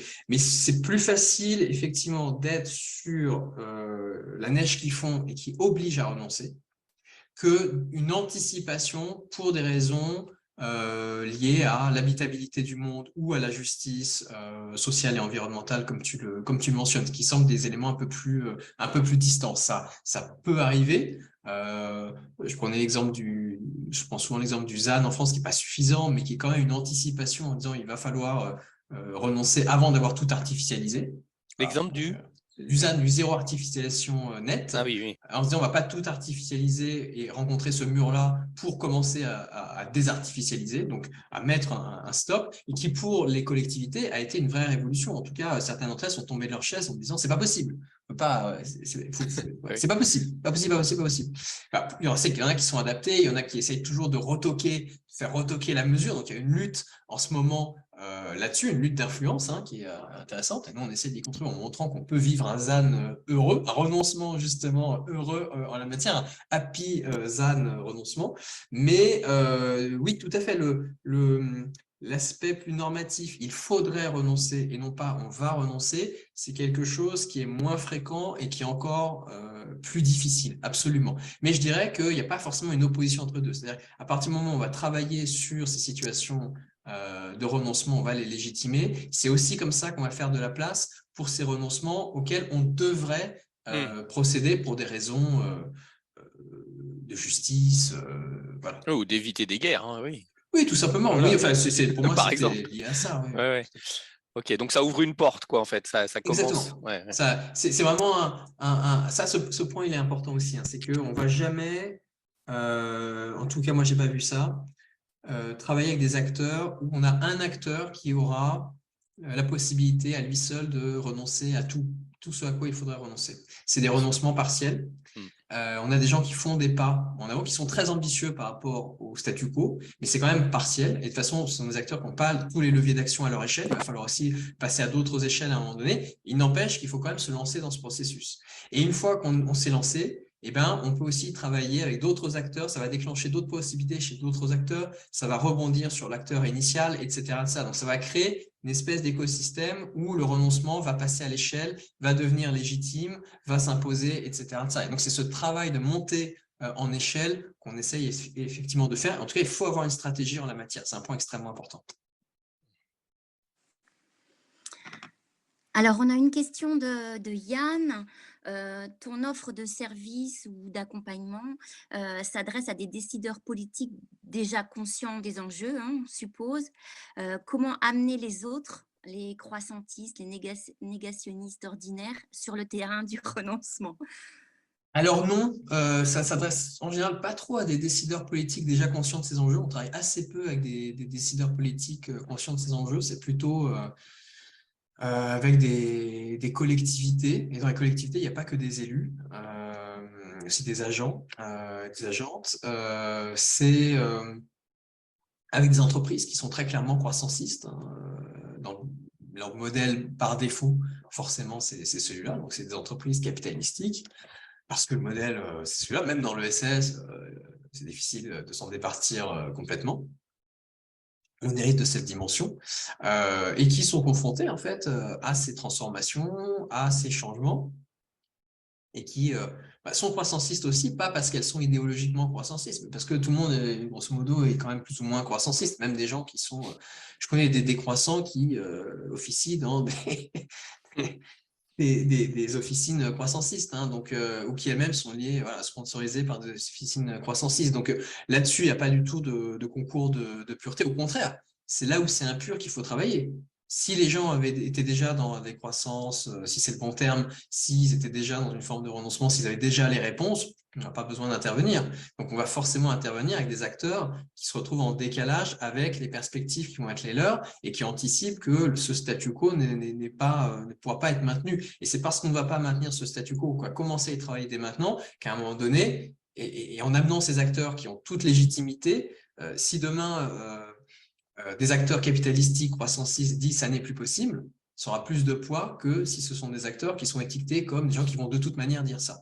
Donc l'enjeu, c'est aussi d'amener ces acteurs-là à expérimenter, à travailler sur la non-viabilité de leur modèle et demain à être des acteurs sur lesquels on va pouvoir s'appuyer pour opérer une transformation beaucoup plus large parce qu'on ne peut pas simplement demander aux gens de renoncer sans transformer le système, les infrastructures et les institutions dans lesquelles on est et les règles du jeu. Donc, mais on ne peut pas forcément transformer les règles du jeu, on ne peut pas commencer par là. Et donc, il faut opérer une transformation où, à un moment donné, on fait remonter toutes ces contradictions qui font qu'on ne peut pas maintenir les règles du jeu, que s'il n'y a pas de nouvelles règles, ça ne marche pas non plus, et que donc, c'est là qu'il va falloir opérer des transformations à plus grande échelle et des transformations plus politiques. Donc, tout ça se fait dans une dynamique et ces éléments sur lesquels on travaille aujourd'hui en amèneront d'autres demain. Alors justement, il y avait une question sur renoncer et croître, point d'interrogation, ou renoncer à croître. Est-ce qu'il y a des exemples pratiques et ou carrément de la décroissance? Ça peut être les deux. Alors, je ne sais pas s'il faut dire carrément la décroissance, parce que non. Je ne sais pas si la décroissance est plus radicale, en fait, parce qu'elle est plutôt à une échelle plus vaste, et elle suppose qu'il y a déjà un système décroissant qui est mis en place. Okay. Et l'entre-deux, et ça, je vais dire, c'est facile, si on est tous dans un système décroissant, en fait, on fonctionne bien. Mais comment on en arrive là? Moi, il faut m'expliquer. Moi, je n'ai pas vu ce système décroissant déjà prêt, les institutions qui lui correspondent. Donc, dans le monde réel, qui n'est pas le monde de la décroissance, il faut bien opérer des renoncements qui peut-être vont amener ce monde-là, mais il faut faire le taf, faire le travail avant que ces modèles soient mis en place. Donc, moi, c'est mon job. Et le job passe par un steady state d'abord, enfin une stabilisation? Ça va dépendre. Je donne un exemple assez rigolo parce qu'on a travaillé avec une entreprise de conseil en Amérique du Nord, au Québec. On a un étudiant d'ailleurs cette année qui est au Québec, on a quelques ramifications là-bas. Et c'est une entreprise qui dit à ses aux boîtes qu'elle conseille, en fait, elle dit votre problème, c'est la croissance. Au Québec, je crois qu'ils demandent 15% par an. Évidemment, les gens s'ils ne sont pas à 15% par an, ils dépriment, ça ne marche plus, et ils ne sont pas dans un modèle qui fonctionne. Donc, s'ils ne sont pas dans ce modèle qui fonctionne, qu'est-ce qui se passe? ils se cassent la figure, alors qu'en fait, ils pourraient être tout à fait dans du steady state. Et eux, ils leur disent, votre problème, c'est de croître, arrêtez de croître et tout ira mieux. Il faut dire qu'au Québec aussi, de ce qu'ils m'avaient expliqué, ils ont plus ou moins mis un frein à l'immigration et ils ont investi, comme ils ont des gros laboratoires de recherche d'IA là-bas, mais énormes, ils ont investi aussi sur l'intelligence artificielle. Et donc, ils disent aux gens, aux PME, TPE, allez investir dans l'intelligence artificielle, ce qui n'a à peu près aucun sens pour ces acteurs-là, pour garder vos 15%. Et eux, ils leur disent, non, non, ça, c'est des conneries.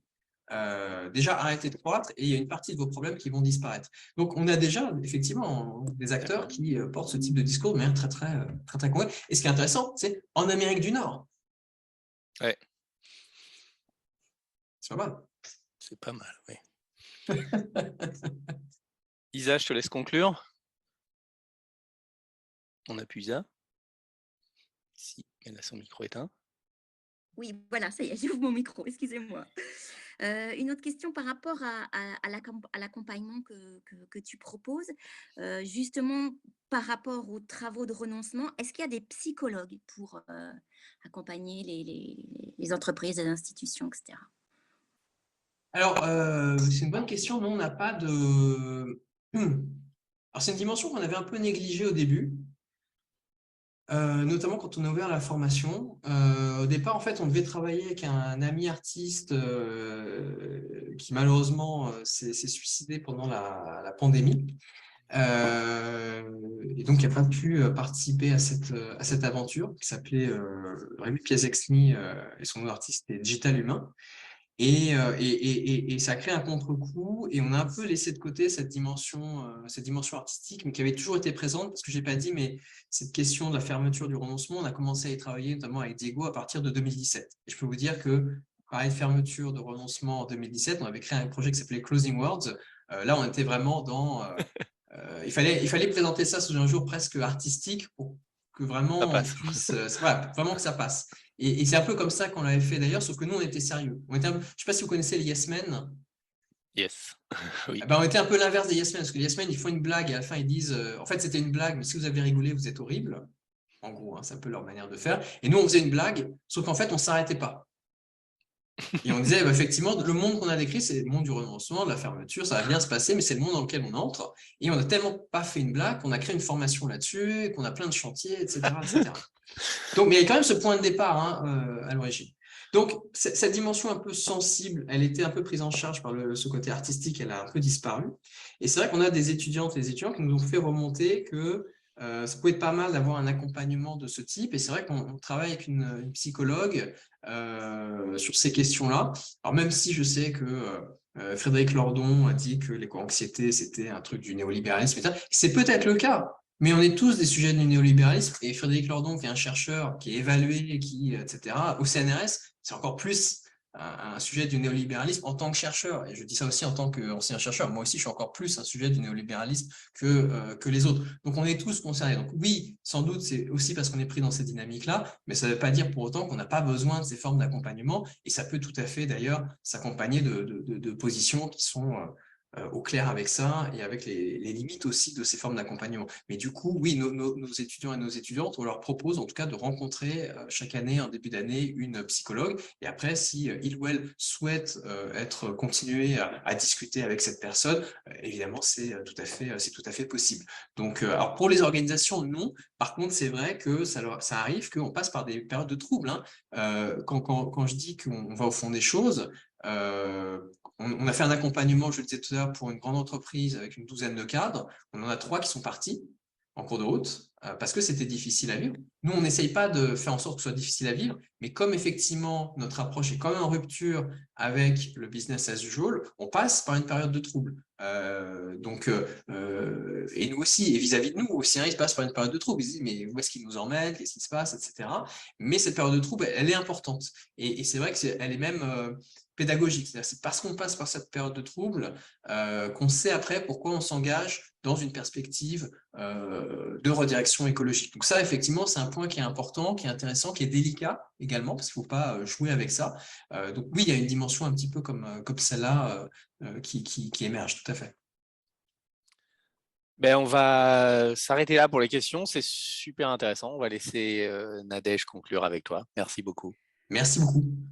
Merci Daniel, merci Isa. Je vais d'ailleurs commencer par vous remercier, vous, l'équipe Julien qui est derrière, Daniel et puis Guillaume qui n'a pas parlé mais qui a été très présent, qui a formulé certaines des questions que je t'ai posées, Alexandre, et toutes les équipes d'adaptation radicale qui ont préparé cette rencontre et qui l'ont rendue possible. Merci à toi, Alexandre. Franchement, on t'avait déjà reçu avec Emmanuel et Diego et c'était comme à chaque fois un moment intense d'échange et puis de perspectives que je qualifie d'intelligentes. Ça fait du bien dans ces temps sombres à de multiples égards et on a besoin d'avoir des projets collectifs et épanouissants et de pouvoir se projeter malgré tout et puis de porter le regard un peu plus loin sans qu'il soit trop sombre. Donc, merci. Tu nous aides avec d'autres à entrevoir ce futur et peut-être en avoir un peu moins peur. Merci du fond du cœur. Merci beaucoup. Je suis un peu émue, mais comme toujours, pour celles et ceux qui me connaissent, je vous remercie pour celles et ceux qui ont suivi cette soirée ou qui la suivront en décalé. Je souhaite longue vie à ton livre en espérant qu'il trouve son public et qu'il soit compris et intégré, qu'il puisse avoir justement ce fil, qui ne soit pas une blague, même si, comme tu le disais, c'en était une au départ et puis ça a amené des formations. Je pense qu'on a besoin de structures qui n'existent pas, on a besoin d'inventer des formations qui n'existent pas, on a besoin d'interlocuteurs et de dirigeants qui se saisissent de ces enjeux et qui en fassent quelque chose de constructif pour qu'on n'aille pas droit dans le mur ou que le mur soit un petit peu moins impressionnant. Voilà, j'espère qu'il y aura d'autres rencontres d'adaptation radicale. Nous avons plein de projets. N'hésitez pas à venir rejoindre et renforcer nos équipes. On a besoin de vous, de votre originalité, de vos émotions. On a besoin de votre intelligence. On a besoin de vous. Rejoignez-nous si le cœur vous en dit. Vous êtes les bienvenus. Belle fin de soirée à toutes et à tous et puis portez-vous bien. Au revoir. Merci encore. Merci. Merci, au revoir. Au revoir.